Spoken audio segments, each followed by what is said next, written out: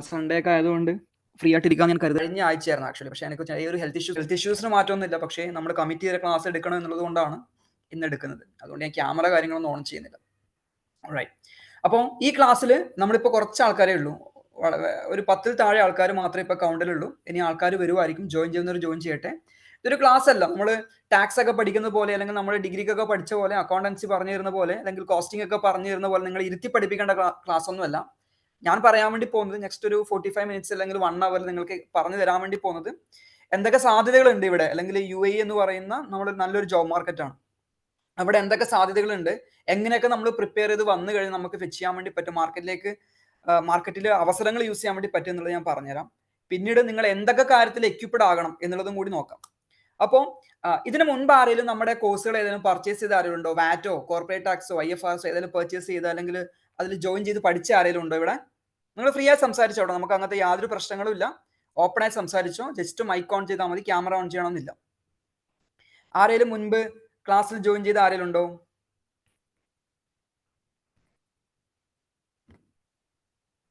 ജാസിൽ ഉണ്ട് അല്ലെ? ജാസിൽ ജോയിൻ ചെയ്തിട്ടുണ്ട്. അപ്പോൾ ആ ക്ലാസ്സിന്റെ ഇൻട്രഡക്ഷനിൽ ഞാൻ പറഞ്ഞൊരു കാര്യം ഉണ്ടായി. നമ്മൾ 2018 മുതൽ 2018 തൊട്ട് മുൻപ് വരെ UAE എന്തുണ്ടായിരുന്നില്ല? ഇവിടെ നമ്മുടെ 7 എമിറേറ്റ് ആണ്. ആ 7 എമിറേറ്റ് എന്തുണ്ടായിരുന്നില്ല? ടാക്സ് എന്ന് പറഞ്ഞൊരു കൾച്ചർ ഉണ്ടായിരുന്നില്ല. അതായത് ഗവൺമെന്റിന് നമ്മൾ കണക്ക് കാര്യങ്ങളൊന്നും ബോധിപ്പിക്കേണ്ട റിക്വയർമെന്റ് ഉണ്ടായിരുന്നില്ല. ഇവിടുത്തെ കമ്പനി ലോനകത്ത് അവർ ഓഡിറ്റ് ചെയ്യണം, ബുക്സ് ഓഫ് അക്കൗണ്ട്സ് ഓഡിറ്റ് ചെയ്യണം എന്നൊക്കെ പറയുന്നുണ്ട് എന്നുണ്ടെങ്കിലും മാൻഡേറ്ററി ആയിട്ട് നിർബന്ധമായിട്ട് ഓഡിറ്റ് ചെയ്യുന്ന പരിപാടികളും കാര്യങ്ങളൊന്നും ഉണ്ടായിരുന്നില്ല. അപ്പോൾ ഒരു രാജ്യത്ത്, ഇപ്പൊ ഇന്ത്യയിലാണെന്ന് കരുതുക, ഇന്ത്യയിൽ നിങ്ങൾ ടാക്സ് കൊടുക്കുന്നതിനെ കുറിച്ച് ചിന്തിക്കേണ്ട എന്നുണ്ടെങ്കിൽ നമുക്ക് എന്ത് ചെയ്താൽ മതി? നമുക്ക് ഓണേഴ്സിന് കാണിക്കാൻ വേണ്ടിയിട്ട്, അല്ലെങ്കിൽ ആരാണോ ഫണ്ട് ഇൻവെസ്റ്റ് ചെയ്തിരിക്കുന്നത് അവരെ ഒന്ന് സാറ്റിസ്ഫൈ ചെയ്യാനുള്ള ഫിനാൻഷ്യൽ സ്റ്റേറ്റ്മെന്റ് പ്രിപ്പയർ ചെയ്ത് കൊടുക്കുക. അതായിരുന്നു മുൻപ് 2018 മുമ്പ് വരെ ഉണ്ടായിരുന്ന UAE അക്കൗണ്ടിങ് കൾച്ചർ എന്ന് പറയുന്നത്. അതുകൊണ്ട് അവരെന്താ ചെയ്യാം? ഇപ്പൊ ഞാനൊരു ബിസിനസ്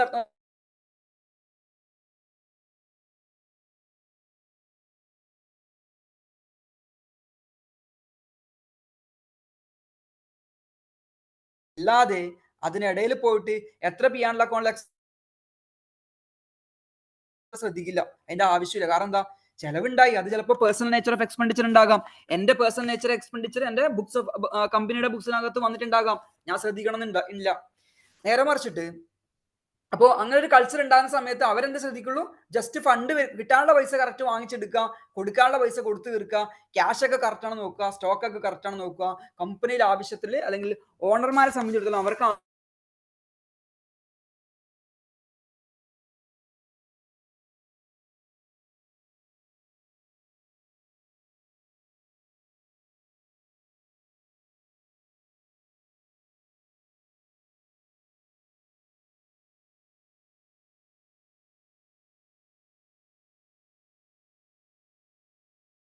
ഇപ്പോ നമ്മൾ പറയാം ഇന്ത്യയിലാണെന്നുണ്ടെങ്കിൽ ആണെങ്കിൽ ഇന്ത്യയിൽ എന്ത് കൊടുക്കണം? ഇൻകം ടാക്സ് കൊടുക്കണം. ഞാൻ അവിടെ ഏൺ ചെയ്യുന്ന പ്രോഫിറ്റിന് മുകളിൽ ഗവൺമെന്റ് ടാക്സ് കൊടുക്കണം, അല്ല ഇൻകം ടാക്സ് ആയിട്ട് കൊടുക്കണം. Profit of gain four business profession എന്ന് പറയുന്ന PGBP എന്ന് പറയുന്ന ഹെഡ് പ്രകാരം ഞാൻ എന്ത് ചെയ്യണം? എന്റെ പ്രോഫിറ്റിന് മുകളിൽ 30% എത്രയാണോ റേറ്റ് വരുന്നത് അത് എന്ത് ചെയ്യണം? കമ്പ്യൂട്ട് ചെയ്തിട്ട് ഇയർ എൻഡിൽ എന്ത് ചെയ്യണം?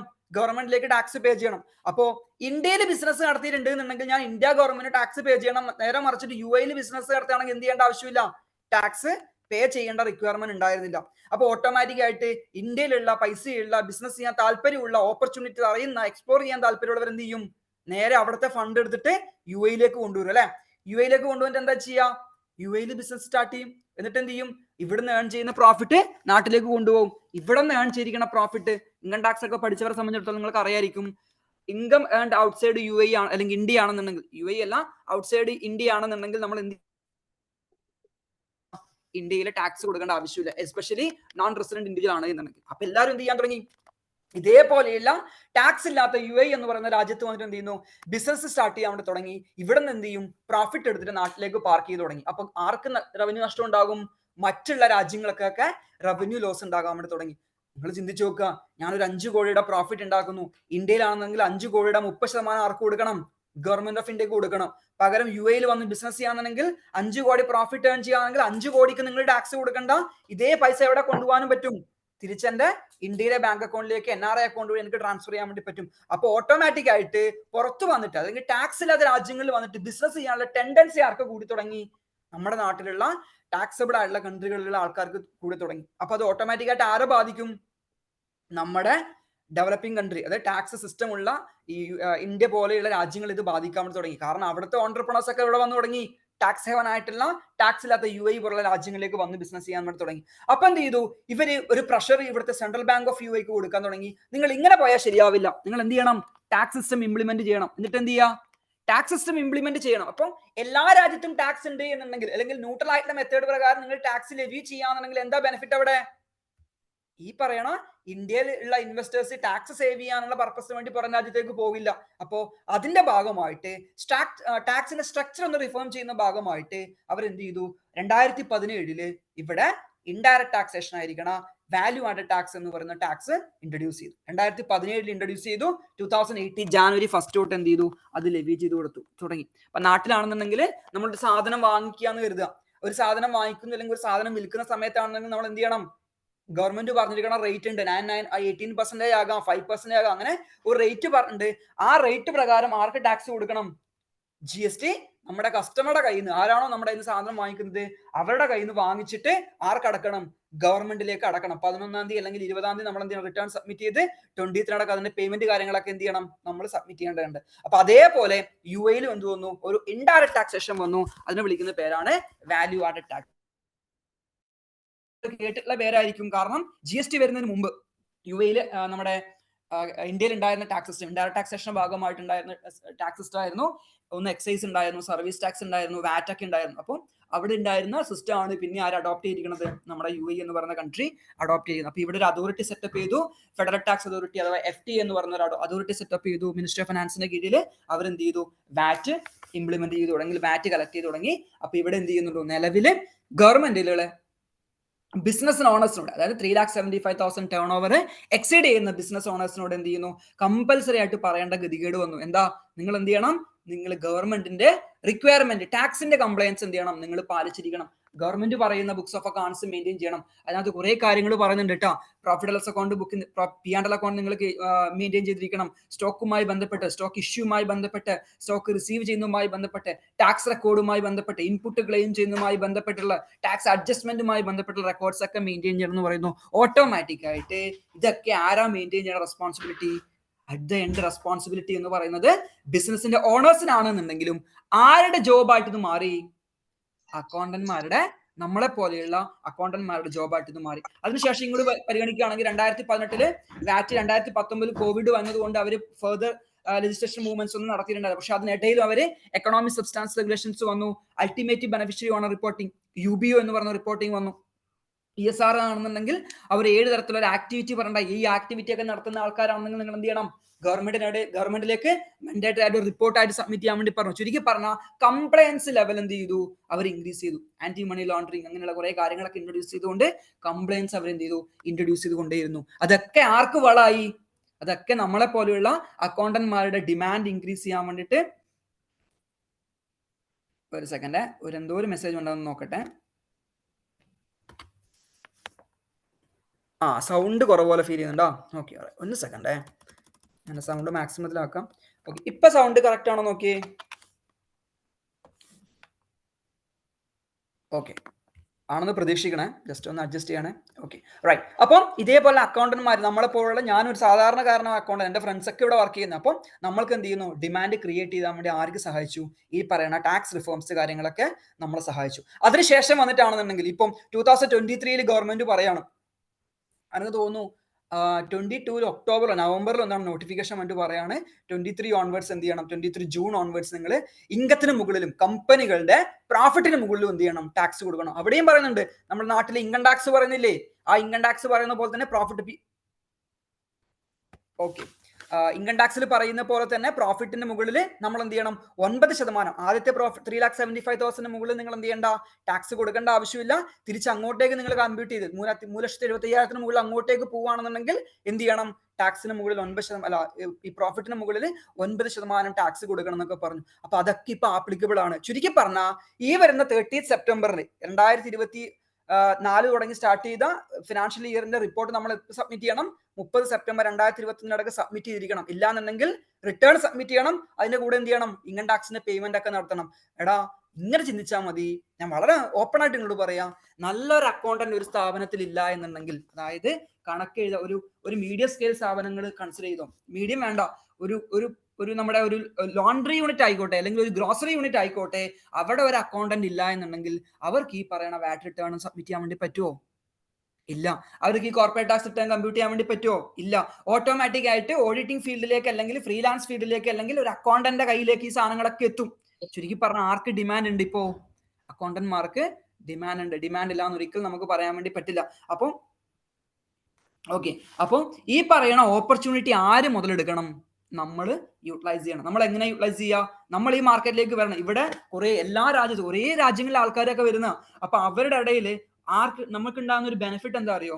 ഈ അക്കൗണ്ടിങ് എന്ന് പറയുന്ന അല്ലെങ്കിൽ കുറച്ച് ചൊറ പിടിച്ച പരിപാടി ഇത് വളരെ സിമ്പിൾ ആയിട്ട് പറയാൻ, കുറച്ച് ചൊറ പിടിച്ച പരിപാടിയാണ്. കുറച്ച് ഹാർഡ് വർക്ക് ചെയ്യേണ്ടി വരും, കുറച്ച് പേഷ്യൻസ് വേണം, കുറച്ച് ശ്രദ്ധ വേണം, നമ്മളെ വിശ്വസിക്കാൻ വേണ്ടി പറ്റണം. അപ്പൊ നമ്മുടെ ഈ സൗത്ത് ഇന്ത്യ അല്ലെങ്കിൽ ഇന്ത്യൻസിനിടയിൽ ഒരു അക്കൗണ്ടിങ് കൾച്ചർ ഓൾറെഡി ഉണ്ട്. നമ്മുടെ നാട്ടില് ചെറിയൊരു കാര്യമായാലും നമുക്ക് എല്ലാത്തിനും ഒരു കണക്കുണ്ട്, ഒരു സ്റ്റാൻഡേർഡ് ഓഫ് മാത്തമാറ്റിക്സ് അല്ലെങ്കിൽ സ്റ്റാൻഡേർഡ് ഓഫ് അക്കൗണ്ടിങ് നമ്മുടെ ബ്ലഡിലുണ്ട്. ഈ ബ്ലഡിലുള്ള സാധനത്തിന് നമ്മൾ എന്ത് ചെയ്യണം? നമ്മൾ ഈ ഇന്റർനാഷണൽ മാർക്കറ്റിലേക്ക് യൂസ് ചെയ്യാൻ വേണ്ടി പറ്റണം. ഇവിടെ വരുന്ന നിങ്ങൾ എടുത്ത് നോക്കിക്കഴിഞ്ഞാൽ മതി, നിങ്ങളുടെ ഫ്രണ്ട്സ് ഒക്കെ ഇവിടെ വർക്ക് ചെയ്യുന്നുണ്ടെങ്കിൽ നിങ്ങൾ ചോദിക്കോ, ഒരു 80% അക്കൗണ്ട്സിന്റെ ഹെഡുകളും മലയാളീസ് തന്നെ ആയിരിക്കും. ഒരു 80% അക്കൗണ്ട്സിന്റെ ഹെഡുകളും മലയാളീസ് തന്നെ ആയിരിക്കും. ഇവിടെ യൂസ് ചെയ്യുന്ന ഒരു small medium scale enterprises use ചെയ്യുന്ന ഒരു 80% സോഫ്റ്റ്വെയർസും ഇന്ത്യൻ ബേസ്ഡ് സോഫ്റ്റ്വെയർസ് ആയിരിക്കും. സോഹോ അല്ലെങ്കിൽ ടാലി ആയിരിക്കും ഒരു 80% സോഫ്റ്റ്വെയർസും. ബാക്കിയുള്ളത് കുറച്ച് ഇൻബിൽഡ് സോഫ്റ്റ്വെയർസ് അവർ ഇൻഹൗസ് ബിൽഡ് ചെയ്തിരിക്കണം. അല്ലെങ്കിൽ SAP അങ്ങനെ സോഫ്റ്റ്വെയർ ഇല്ല എന്നല്ല ഞാൻ പറയുന്നത്, മെയിൻ ആയിട്ടും വരുന്നത് ഇത് തന്നെയായിരിക്കും. ആരുടെയാണ് അക്കൗണ്ടിങ് കൾച്ചർ ഫോളോ ചെയ്തിരിക്കുന്നത്? നമ്മുടെ കൾച്ചർ തന്നെയാണ് ഫോളോ ചെയ്തിരിക്കുന്നത്. അപ്പം നമുക്ക് എന്ത് ചെയ്യാൻ വേണ്ടി പറ്റും? ഈസി ആയിട്ട് ഈ മാർക്കറ്റിലേക്ക് എൻ്റർ ചെയ്യാൻ വേണ്ടി പറ്റും. അപ്പോൾ എന്താ നമ്മൾ ചെയ്യേണ്ടത്? ഇതിനു വേണ്ടിയിട്ട് ഈ പറയുന്ന കാര്യങ്ങളൊക്കെ നിങ്ങൾ പ്രിക്കോഷൻ എടുത്തിരിക്കണം. ഒന്ന്, നമ്മൾ ഈ പറയുന്ന പ്രാക്ടിക്കൽ അക്കൗണ്ടിങ്ങിനകത്ത് ടാക്സ്, നമ്മുടെ ജനറൽ അക്കൗണ്ടിങ് ഇല്ലേ, സാധാരണ നമ്മൾ എൻട്രി ഒക്കെ എടുത്ത് എഴുതി പഠിക്കാറൊക്കെ ഉണ്ടായിരുന്നില്ലേ, debit what comes in credit was goes out എന്നൊക്കെ പറഞ്ഞിട്ട്, അതേപോലെ ട്രാൻസാക്ഷൻസ് കറക്റ്റ് ആയിട്ട് ഏതെങ്കിലും ഒരു സോഫ്റ്റ്വെയർ സഹായത്തോടു കൂടി, ടാലി ആയിക്കോട്ടെ, പീച്ച്ട്രീ ആയിക്കോട്ടെ, ക്വിക്ക് ബുക്സ് ആയിക്കോട്ടെ, ഏത് സോഫ്റ്റ്വെയർ ആയിക്കോട്ടെ, അത് ഇമ്പാക്റ്റുകൾ കറക്റ്റ് മനസ്സിലാക്കിയിട്ട് നിങ്ങൾക്ക് എൻട്രി ചെയ്തിട്ട് റെക്കോർഡ് ചെയ്യാനുള്ള കപ്പാസിറ്റി ഉണ്ടായിരിക്കണം. ഒന്ന്, കാരണം ഞാൻ ഒരു എൻട്രി ലെവലിലെ കാര്യങ്ങളാണ് പറഞ്ഞത്. ഒരു ജൂനിയർ അക്കൗണ്ടന്റ് അല്ലെങ്കിൽ ഒരു അക്കൗണ്ടന്റ് ആയിട്ട് നിങ്ങൾ ഒരു സ്ഥലത്ത് കയറ്റി ഇരുത്തണം എന്നുണ്ടെങ്കിൽ, ഞാൻ കുറെ ഇന്റർവ്യൂ എടുക്കുന്ന ഒരാളായതുകൊണ്ട് ഞാൻ പറയാം, അല്ലെങ്കിൽ ഇന്റർവ്യൂ എടുത്ത ഒരാളായതുകൊണ്ട് ഞാൻ പറയാം, നമ്മൾ ആദ്യം കൺസിഡർ ചെയ്യുന്നത് ഒന്ന്, പ്രാക്ടിക്കൽ അക്കൗണ്ടിങ്ങിനകത്ത് അക്കൗണ്ട്സ് നിങ്ങൾക്ക് കറക്റ്റ് ആയിട്ട് മെയിൻറ്റെയിൻ ചെയ്യാനുള്ള കപ്പാസിറ്റി ഉണ്ടോ എന്ന് നോക്കും. 100% നോക്കും. കാരണം നിങ്ങളെ വിശ്വസിച്ചിട്ടാണ് മക്കളെ നിങ്ങളുടെ ബാങ്ക് അക്കൗണ്ടിന്റെ പാസ്വേഡും അല്ലെങ്കിൽ അക്കൗണ്ട്സ് ബാക്കിയുള്ള കാര്യങ്ങളും സ്റ്റോക്സും കാര്യങ്ങളൊക്കെ നിങ്ങളെ വിശ്വസിച്ചായിരിക്കും വെക്കുന്നുണ്ടാകുക. അപ്പൊ ആ ഒരു സ്കില്ല് നിങ്ങളുടെ കയ്യിൽ ഉണ്ടായിരിക്കണം. രണ്ടാമത്തത്, ഈ പറയുന്ന ടാക്സ് എന്ന് പറയുന്ന നോളജ്, വാറ്റ് അല്ലെങ്കിൽ കോർപ്പറേറ്റ് ടാക്സ് അല്ലെങ്കിൽ international financial reporting standards, IFRS, അത് ഞാൻ പറയാൻ വിട്ടു അല്ലെ. IFRS എന്ന് പറയുന്നത് നമ്മുടെ ഇന്ത്യയിലെ അക്കൗണ്ടിങ് സ്റ്റാൻഡേർഡ് എന്ന് പറയുന്ന സാധനമുണ്ട്, കേട്ടിട്ടുണ്ടോ? AS2 four inventory, AS10, AS11 എന്നൊക്കെ പറഞ്ഞിട്ട്. അതേപോലെ അത് ഇന്ത്യയിലുള്ള അല്ലേ, അത് ഇൻഡയസ് ഒക്കെ ഉണ്ട്. അതേപോലെ തന്നെ നമ്മുടെ ഗ്ലോബൽ ആയിട്ട് അക്സെപ്റ്റ് ചെയ്തിരിക്കുന്നത് ഏതാണ്? International financial reporting standards, reporting പർപ്പസിന് വേണ്ടിയിട്ട്. അപ്പോൾ ബുക്സ് ഓഫ് അക്കൗണ്ട്സ് ഒക്കെ നമ്മൾ പ്രിപ്പയർ ചെയ്യുമ്പോൾ ഈ പറയുന്ന IFRS ഒക്കെ ഫോളോ ചെയ്തിട്ടായിരിക്കും നമ്മൾ എന്ത് ചെയ്യേണ്ടത്. കഴിഞ്ഞ ദിവസം ഞാൻ ഒരു വീഡിയോ ചെയ്തിട്ടുണ്ട്, IFRS 16 ആപ്ലിക്കബിലിറ്റി ഒക്കെ എങ്ങനെ വരിക എന്നൊക്കെ പറഞ്ഞിട്ട്. അപ്പൊ അതൊക്കെ ഒന്ന് കണ്ടു നോക്കുക. അപ്പോൾ ഇതിനകത്ത് അല്ലെങ്കിൽ IFRS പ്രകാരം നിങ്ങൾ അക്കൗണ്ട് ചെയ്യാൻ വേണ്ടിയിട്ട് പഠിച്ചിരിക്കണം. പിന്നെ ഒരു ഷെഡ്യൂൾസുകൾ ഉണ്ടാക്കാൻ വേണ്ടിയിട്ട്, പ്രീപെയ്ഡിന്റെ ഷെഡ്യൂൾസ്, അസറ്റ് രജിസ്റ്റർ ഉണ്ടാക്കാൻ വേണ്ടിയിട്ട്, ഡിപ്രിസിയേഷൻ കമ്പ്യൂട്ട് ചെയ്യാൻ വേണ്ടിയിട്ട്, സാലറി എങ്ങനെ കൊടുക്കുക, പ്രോസസ് ചെയ്യുക, പേറോൾ എങ്ങനെ പ്രിപ്പയർ ചെയ്യാൻ വേണ്ടി പറ്റും, എന്താണ് WPS സിസ്റ്റം, അത്തരത്തിലുള്ള കാര്യങ്ങൾ. കാരണം നാട്ടിലത്തെ കാര്യങ്ങളൊക്കെ നമുക്കറിയാം, പക്ഷെ ഇവിടുത്തെ കാര്യങ്ങൾ നമുക്ക് അറിയണമെന്നില്ല. അപ്പം അതിനകത്തുകൂടി എന്ത് ചെയ്യുക, ഒരു ഗ്രിപ്പ് ക്രിയേറ്റ് ചെയ്യാൻ വേണ്ടിയിട്ട് നമ്മൾ എന്ത് ചെയ്യുക, മാക്സിമം ഒന്ന് ശ്രമിക്കുക. ബേസിക് ആയിട്ടുള്ള അക്കൗണ്ട്സും ഞാൻ പറഞ്ഞത്, ഒന്ന് ബേസിക് ആയിട്ടുള്ള അക്കൗണ്ട്സ്, അതിന്റെ കൂടെ എന്ത് ചെയ്യുക, ഈ പറയുന്ന ഇവിടുത്തെ കുറച്ച് ലെജിസ്ലേഷൻസ് കാര്യങ്ങളുണ്ട്. വാറ്റ് റിട്ടേൺ സബ്മിറ്റ് ചെയ്യാൻ വേണ്ടിയിട്ട്, കോർപ്പറേറ്റ് ടാക്സ് രജിസ്ട്രേഷൻ എടുക്കാൻ വേണ്ടിയിട്ട്, വാറ്റ് രജിസ്ട്രേഷൻ എടുക്കാൻ വേണ്ടിയിട്ട്, വാറ്റിന്റെ പേയ്മെന്റ് നടത്താൻ വേണ്ടിയിട്ട്, സാലറി WPS സിസ്റ്റം എന്ന് പറഞ്ഞ സിസ്റ്റം ഉണ്ട്, വേജ് പ്രൊട്ടക്ഷൻ സിസ്റ്റം എന്ന് പറഞ്ഞിട്ട്. അതായത് നമ്മുടെ എംപ്ലോയീസ് ഒക്കെ നമ്മുടെ വിസയുടെ കീഴിൽ വരികയാണെന്നുണ്ടെങ്കിൽ 80% സാലറി എന്ത് ചെയ്യണം, 80% സ്റ്റാഫിന് 80% സാലറി എങ്കിൽ മിനിമം 80 to 90 പറയുന്നത് എന്ത് ചെയ്യണം, ഈ പറയുന്ന WPS സിസ്റ്റം വഴിയൊക്കെ ട്രാൻസ്ഫർ ചെയ്യുന്നുണ്ട്. അപ്പൊ അതൊക്കെ ഒന്ന് പഠിച്ചു വെക്കാൻ വേണ്ടി പറ്റുക. അങ്ങനെ ഈ പറയുന്ന ഏരിയകൾക്കകത്ത് IFRS പഠിക്കാം, അല്ലെങ്കിൽ ഇതിനകത്തൊക്കെ നിങ്ങൾക്ക് ഒരു ഗ്രിപ്പ് ക്രിയേറ്റ് ചെയ്യാൻ പറ്റിയിട്ടുണ്ട് എന്നുണ്ടെങ്കിൽ ഈസി ആയിട്ട് നിങ്ങൾക്ക് എന്ത് ചെയ്യും, ഇന്റർവ്യൂവില് ക്രാക്ക് ചെയ്യാൻ വേണ്ടിയിട്ട് പറ്റും. അതിനകത്ത് യാതൊരു സംശയവുമില്ല. ഇനി എങ്ങനെ ഈ പറയണ UAയിലേക്ക് വരാൻ വേണ്ടി പറ്റും? UAE നമ്മുടെ ഒരു പ്രശ്നമില്ലാത്തൊരു മറ്റു രാജ്യം, കാനഡയോ UK പോകുന്ന പോലെ അത്ര വലിയ ഡിഫിക്കൽട്ട് ഒന്നല്ല ഇവിടെയൊക്കെ ട്രാവൽ ചെയ്യാൻ വേണ്ടിയിട്ട്. നമ്മുടെ ആ മൈക്ക്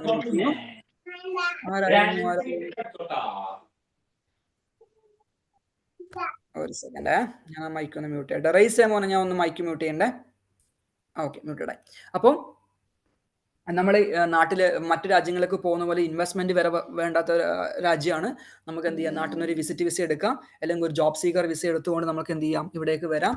ഇവിടെ വന്നിട്ട് മാക്സിമം നിങ്ങൾ എഫേർട്ട് ഇടുകയാണെന്നുണ്ടെങ്കിൽ കുറച്ചൊന്ന് ബേസിക് ആയിട്ടുള്ള ഇംഗ്ലീഷ് വേണം, ഒന്ന് കുറച്ച് ഇംഗ്ലീഷ് സംസാരിക്കാനുള്ള കഴിവ് വേണം, ചെറിയൊരു കോൺടാക്ട്സ് കാര്യങ്ങളൊക്കെ വേണം, പിന്നെ നല്ലൊരു ലിങ്ക്ഡിൻ പ്രൊഫൈൽ നിങ്ങൾ സെറ്റ് ചെയ്തെടുക്കാൻ ശ്രമിക്കുക. കാരണം ഒരുവിധപ്പെട്ട കമ്പനികളൊക്കെ എവിടെ ഉണ്ടാവും, നമ്മുടെ ലിങ്ക്ഡിൻ വഴിയായിരിക്കും ഇതിന്റെ വേക്കൻസി കാര്യങ്ങളൊക്കെ കൊടുക്കുന്നുണ്ടാവും. അപ്പം നിങ്ങളുടെ കയ്യിൽ നിങ്ങളുടെ സി വിക്കകത്ത് നിങ്ങൾ പറഞ്ഞിരിക്കുന്ന ക്വാളിറ്റികളൊക്കെ ലിങ്ക്ഡിനകത്തൊക്കെ വെച്ചിട്ട് ഓപ്പൺ ടു വർക്ക് ഒക്കെ കാണിച്ചുകൊണ്ട് മാക്സിമം നിങ്ങളെ സെല്ല് ചെയ്യുന്ന രീതിയിൽ ഒരു പ്രൊഫൈൽ അതിനകത്ത് ക്രിയേറ്റ് ചെയ്യുക. പരമാവധി ഇവിടെയുള്ള HR ഡയറക്റ്റ് കണക്ട് ചെയ്യാൻ വേണ്ടിയിട്ട്, HR എന്ന് വെച്ചാൽ നിങ്ങൾ ലിങ്ക്ഡിൽ സെർച്ച് ചെയ്ത് കഴിഞ്ഞാൽ നിങ്ങൾക്ക് കുറേ HR കിട്ടും, അവരെ കണക്ട് ചെയ്യുക. അവരുടെ കമ്പനികളിലെ വേക്കൻസി വരുമ്പോൾ അവരായിട്ട് എന്ത് ചെയ്യുക, ഇന്ററാക്ട് ചെയ്തിട്ട് അല്ലെങ്കിൽ ആപ്ലിക്കേഷൻ കൊടുത്തുകൊണ്ട് നിങ്ങൾക്ക് എന്ത് ചെയ്യാൻ വേണ്ടി പറ്റും, ഇന്റർവ്യൂസ് ഒക്കെ കിട്ടാനുള്ള സാധ്യതയുണ്ട്. കുറേ ആൾക്കാർ പറയുന്ന കാര്യമാണ്, സാർ ഇന്റർവ്യൂ കുറേ കിട്ടുന്നുണ്ട് പക്ഷെ നമ്മളെ ഹയർ ചെയ്യപ്പെടുന്നില്ല. ഹയർ ചെയ്യപ്പെടാത്ത കാരണം എന്ന് വെച്ചാൽ ഒന്ന് മേജർ ഇഷ്യൂ എന്ന് പറഞ്ഞത് നമുക്ക് ലാംഗ്വേജിന് ഒരു ഇഷ്യൂ വരുന്നുണ്ട്. കാരണം നമ്മളൊക്കെ മലയാളം സംസാരിക്കുന്ന ആൾക്കാരാണ്. ഇന്റർവ്യൂവിന് പോകുന്ന സമയത്ത് അവർ കുറച്ച് നോർത്ത് ഇന്ത്യൻസും, നിങ്ങൾക്ക് അറിയായിരിക്കും കുറച്ച് പേർക്കൊക്കെ, നമ്മൾ ഈ പ്രൊഫഷണൽ കോഴ്സ് ഉള്ള കോഴ്സൊക്കെ ഉണ്ടാവില്ലേ, CMA അങ്ങനെയുള്ള കോഴ്സൊക്കെ ഉണ്ടാവില്ലേ, അതിലൊക്കെ സെമി ക്വാളിഫൈഡ് ആയിട്ടുള്ള കുട്ടികളൊക്കെ കുറേ വരുന്നത് നോർത്ത് ഇന്ത്യയിൽ ആണ് വരുന്നത്. അപ്പൊ അവരെ സംബന്ധിച്ചിടത്തോളം അവർക്ക് ഈ അക്കൗണ്ട്സും അറിയാം, അവന്റെ കൂടെ എന്താണ് അവരുടെ ഹിന്ദി അല്ലെങ്കിൽ ഇംഗ്ലീഷ് കുറച്ച് ഫ്ലെക്സിബിൾ ആയിരിക്കും, അല്ലെങ്കിൽ കുറച്ച് നല്ല സ്റ്റാൻഡേർഡ് ആയിരിക്കും. അപ്പോൾ അവരുമായിട്ട് നമ്മൾ കോമ്പറ്റ് ചെയ്ത് നിൽക്കണം എന്നുണ്ടെങ്കിൽ ചെറിയ രീതിയിൽ ഒന്ന് ലാംഗ്വേജ് കൂടി ഒന്ന് ഡെവലപ്പ് ചെയ്യുക. കൂടാതെ ഈ പറയണ ടാക്സ്, വാറ്റ്, കോർപ്പറേറ്റ് ടാക്സ്, IFRS, എക്സലിനകത്ത് ഈ അക്കൗണ്ടിങ് സോഫ്റ്റ്വെയർസ് ഒക്കെ സ്കില്ലൊന്ന് ഡെവലപ്പ് ചെയ്തെടുത്തിട്ട് നല്ല രീതിയിൽ നിങ്ങൾക്ക് ഒരു ഇന്റർവ്യൂവിൽ പ്രസന്റ് ചെയ്യാൻ വേണ്ടി പറ്റും എന്നുണ്ടെങ്കിൽ എന്ത് ചെയ്യാം, അടിപൊളിയായിട്ട് ഇവിടെ ഒരു ജോലി കിട്ടും. ഇനി സ്റ്റാർട്ടിംഗ് ഒക്കെ ചിലപ്പോൾ നമുക്ക് ചെറിയ സാലറി ഒക്കെ ഉണ്ടാവും, 2500-3000 തരത്തിനൊക്കെ സ്റ്റാർട്ട് ചെയ്യേണ്ടി വരും. 1 year 2 year ഒക്കെ വർക്ക് ചെയ്യേണ്ടി വരും. പ്രശ്നമാക്കണ്ട. കാരണം എന്താ പറയുക, ഒരു 2500-3000 ഒക്കെ നിങ്ങൾ ഇനീഷ്യലി ഒരു ഡിഫിക്കൽട്ട് സ്റ്റേജ് വന്നിട്ടുണ്ടെങ്കിൽ, ഇനീഷ്യൽ സ്റ്റേജിൽ നിങ്ങൾക്ക് അതൊക്കെ കിട്ടിയിട്ടുള്ളൂ എന്നുണ്ടെങ്കിലും ഒരു 1 year 2 year എക്സ്പീരിയൻസ് ആകുമ്പോൾ നിങ്ങൾക്ക് എന്തുണ്ടാവും, ഓട്ടോമാറ്റിക് ആയിട്ട് വാല്യൂ ഇൻക്രീസ് ആകും. പക്ഷേ ഒരു ജോലി കിട്ടി എന്ന് പറഞ്ഞിട്ട്, നിലവിലൊരു ജോലി ഉണ്ട്, 3000 dirhams ആണ്, നാട്ടിലൊരു 75,000 രൂപയ്ക്ക് അടുത്ത് വാല്യൂ ഉണ്ടാവും. ആ 3000 ഒരു ജോലി കിട്ടി എന്ന് പറഞ്ഞാൽ അതിനകത്ത് സ്റ്റിക്ക് ചെയ്ത് പിടിച്ച് നിൽക്കാൻ വേണ്ടി നിൽക്കുക. പകരം എന്ത് ചെയ്യുക, അതിനകത്ത് മാക്സിമം കോഴ്സുകൾ പഠിക്കുക, മാക്സിമം നോളജ് അക്വയർ ചെയ്യാൻ വേണ്ടി ശ്രമിക്കുക. കാരണം ഇപ്പോൾ Power BI ഒക്കെ വന്നിട്ടുണ്ട്, പൈത്തൺ, Power BI അങ്ങനെ കുറേ കോഡിങ് അല്ലെങ്കിൽ റിപ്പോർട്ടിംഗ് സൊല്യൂഷൻസ് ഒക്കെ ഉണ്ട് ഇപ്പോൾ നമുക്ക്. എക്സൽ മാത്രമല്ല, അപ്പം അതൊക്കെ ഒന്ന് പഠിക്കാൻ വേണ്ടി ശ്രമിക്കുക. AI ആയിട്ട് നമുക്ക് എന്തൊക്കെ ഇന്റർഗ്രേറ്റ് ചെയ്ത് എന്തൊക്കെ കാര്യങ്ങൾ ചെയ്യാൻ വേണ്ടി പറ്റും, അല്ലെങ്കിൽ എന്തൊക്കെ പുതിയ പുതിയ അപ്ഡേറ്റ്സുകൾ മാർക്കറ്റിൽ വരുന്നുണ്ട് എന്നുള്ള കാര്യങ്ങളൊക്കെ നോക്കി അതൊക്കെ അപ്ഡേറ്റ് ചെയ്തിട്ട് നിങ്ങൾ മാർക്കറ്റിൽ പിടിച്ചു നിൽക്കാൻ വേണ്ടി ശ്രമിക്കുക എന്നുണ്ടെങ്കിൽ നിങ്ങൾക്ക് എന്ത് ചെയ്യാം, ഒരു വാല്യൂ ഇവിടെ ക്രിയേറ്റ് ചെയ്യാൻ വേണ്ടി പറ്റും. വെറും ഒരു എംപ്ലോയി ആയി മാറാതിരിക്കുക, ഞാൻ അത്ര മാത്രമേ പറഞ്ഞുള്ളൂ. പകരം അതിന്റെ കൂടെ എന്ത് ചെയ്യുക, കൂടെ നിങ്ങൾ കുറച്ചുകൂടി എഫേർട്ട് ഇട്ടിട്ട് മറ്റു കാര്യങ്ങളും കൂടി പഠിക്കുക. ഇവിടുത്തെ ടാക്സുകളെ കുറിച്ചിട്ട്, ഇവിടുത്തെ ലോകളെ കുറിച്ചിട്ടൊക്കെ ഒന്ന് പഠിച്ചു വെക്കുക. സോ ഓട്ടോമാറ്റിക് ആയിട്ട് നിങ്ങൾക്ക് വിത്തിൻ 1 year എന്ത് ചെയ്യും, നല്ലൊരു കമ്പനിയിലേക്ക്, നല്ലൊരു പൊസിഷനിലേക്ക് മാറാൻ വേണ്ടിയിട്ട് പറ്റും. പിന്നെ ഇവിടെ ജോലി ചെയ്യാനുള്ള ഒരു ബെനിഫിറ്റ് എന്താ വെച്ചാൽ, ഒന്ന്, നമുക്ക് ഇവിടെ ഇൻകം ടാക്സ് കൊടുക്കേണ്ട ആവശ്യമില്ല. അത് നമ്മുടെ സാലറി ഇൻകം ഏൺ ചെയ്തിട്ടുണ്ട് എന്നുണ്ടെങ്കിൽ ടാക്സ് കാര്യങ്ങളൊന്നും കൊടുക്കണ്ട. 3000 dirhams സാലറി എന്ന് വെച്ചാൽ 3000 dirhams നമ്മുടെ കയ്യിലേക്ക് വരും. പിന്നെ ഞാൻ ആ പറയുന്നതിന് കൂടെ എല്ലാം കൂടി ഒന്ന് പറയണല്ലോ, എക്സ്പെൻസീവ് ആണ്, കൺട്രി എക്സ്പെൻസീവ് ആണ്, നമുക്കുള്ള ബേസിക് കോസ്റ്റുകൾ തന്നെ നല്ലതാകും. ഇപ്പം 3000 dirhams സാലറി വാങ്ങിക്കുന്ന ആളെ സംബന്ധിച്ചിടത്തോളം അക്കോമഡേഷൻ, ഫുഡൊക്കെ വന്ന് ചിലപ്പോൾ ഒരു 1000, 1200, 1500 ഒക്കെ എക്സ്പെൻസീവ് ആകും. പക്ഷേ ഞാൻ പറഞ്ഞു, അതൊരു ഇനീഷ്യൽ സ്ട്രഗിൾ മാത്രമായിരിക്കും. നിങ്ങൾ നല്ലതായിട്ടൊന്ന് എക്യുപ്ഡ് ആയിട്ടുണ്ട് എന്നുണ്ടെങ്കിൽ, ഈ പറയുന്ന കാര്യങ്ങളിലൊക്കെ ഒന്ന് നല്ലൊരു കൺട്രോൾ നിങ്ങൾ ക്രിയേറ്റ് ചെയ്യാൻ വേണ്ടി പറ്റിയിട്ടുണ്ട് എന്നുണ്ടെങ്കിൽ നമ്മൾക്ക് എന്ത് ചെയ്യാം, ഈ മാർക്കറ്റിൽ അടിപൊളിയായിട്ടൊരു ജോലി മേടിച്ചിട്ട് നല്ല സ്റ്റാൻഡേർഡായിട്ട് ജീവിക്കാൻ വേണ്ടി പറ്റും. നിങ്ങളൊന്ന് ഇങ്ങനെ ചിന്തിച്ച് നോക്കിയാൽ മതി. നാട്ടിൽ നമ്മളൊരു അക്കൗണ്ടന്റ് കിട്ടുന്ന എൻ്റെ കുറേ ഫ്രണ്ട്സ് ഉണ്ട് കേട്ടോ, ചാർട്ടേഡ് അക്കൗണ്ടന്റ്, കോസ്റ്റ് അക്കൗണ്ടന്റും, ACCA കഴിഞ്ഞവരും, CMA USA കഴിഞ്ഞവരൊക്കെ കുറേ ഫ്രണ്ട്സൊക്കെ ഉണ്ട്.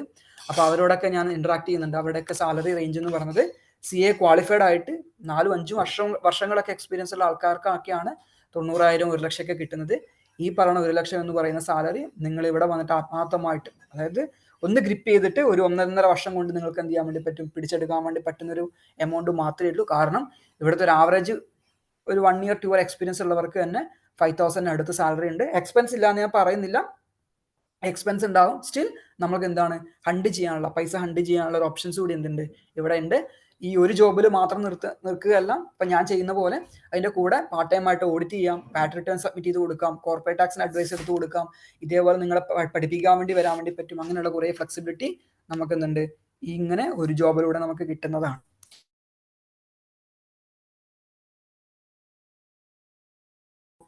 നിങ്ങളൊന്ന് നോക്കുക. ഞാൻ ആരെയും ഫോഴ്സ് ചെയ്യാം നിങ്ങൾ ഈ രാജ്യത്തേക്ക് വരണം എന്ന് പറ്റും. ഇത് ഈ പറയുന്ന കോഴ്സ് ഒന്നും ഈ പറയുന്ന വാറ്റ് അല്ലെങ്കിൽ കോർപ്പറേറ്റ് ടാക്സ് ഒന്നും നിങ്ങൾ നമ്മുടെ നിന്ന് വാങ്ങിക്കണം നിർബന്ധമൊന്നുമില്ല. ഈ ഒരു ഇൻസ്റ്റിറ്റ്യൂട്ടിൽ നിന്ന് IIT എന്ന് പറയുന്ന സ്ഥാപനത്തിൽ വാങ്ങിക്കണമെന്നില്ല. നമുക്ക് യൂട്യൂബ് വഴി കാണാം. എവിടെയാണോ റിസോഴ്സസ് ഉള്ളത് അതിന്റെ ഒഫീഷ്യൽ ഗൈഡ് ലൈൻസ് എടുക്കാം, അത് എടുത്തുകൊണ്ട് പഠിക്കാം, ഇമ്പ്രൂവ് ചെയ്യാം. ഇമ്പ്രൂവ് ചെയ്ത് കഴിഞ്ഞാൽ നാളെ നിങ്ങൾക്ക് എന്ത് ചെയ്യും 100% ആയിട്ടും നിങ്ങൾക്ക് അത് ബെനിഫിഷ്യൽ ആയിരിക്കും. അപ്പൊ ഞാനിങ്ങനെ കുറച്ച് സമയമായിട്ട് പറയുന്നുണ്ടല്ലേ, ഒരു 20-25 മിനിറ്റ് ആയിട്ട് സംസാരിക്കുന്നുണ്ട്.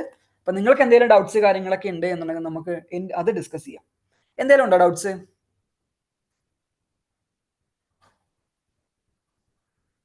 ആർക്കെങ്കിലും എന്തെങ്കിലും ഡൗട്ട് ഉണ്ടോ? എന്തെങ്കിലും ചോദിക്കാനുണ്ടോ?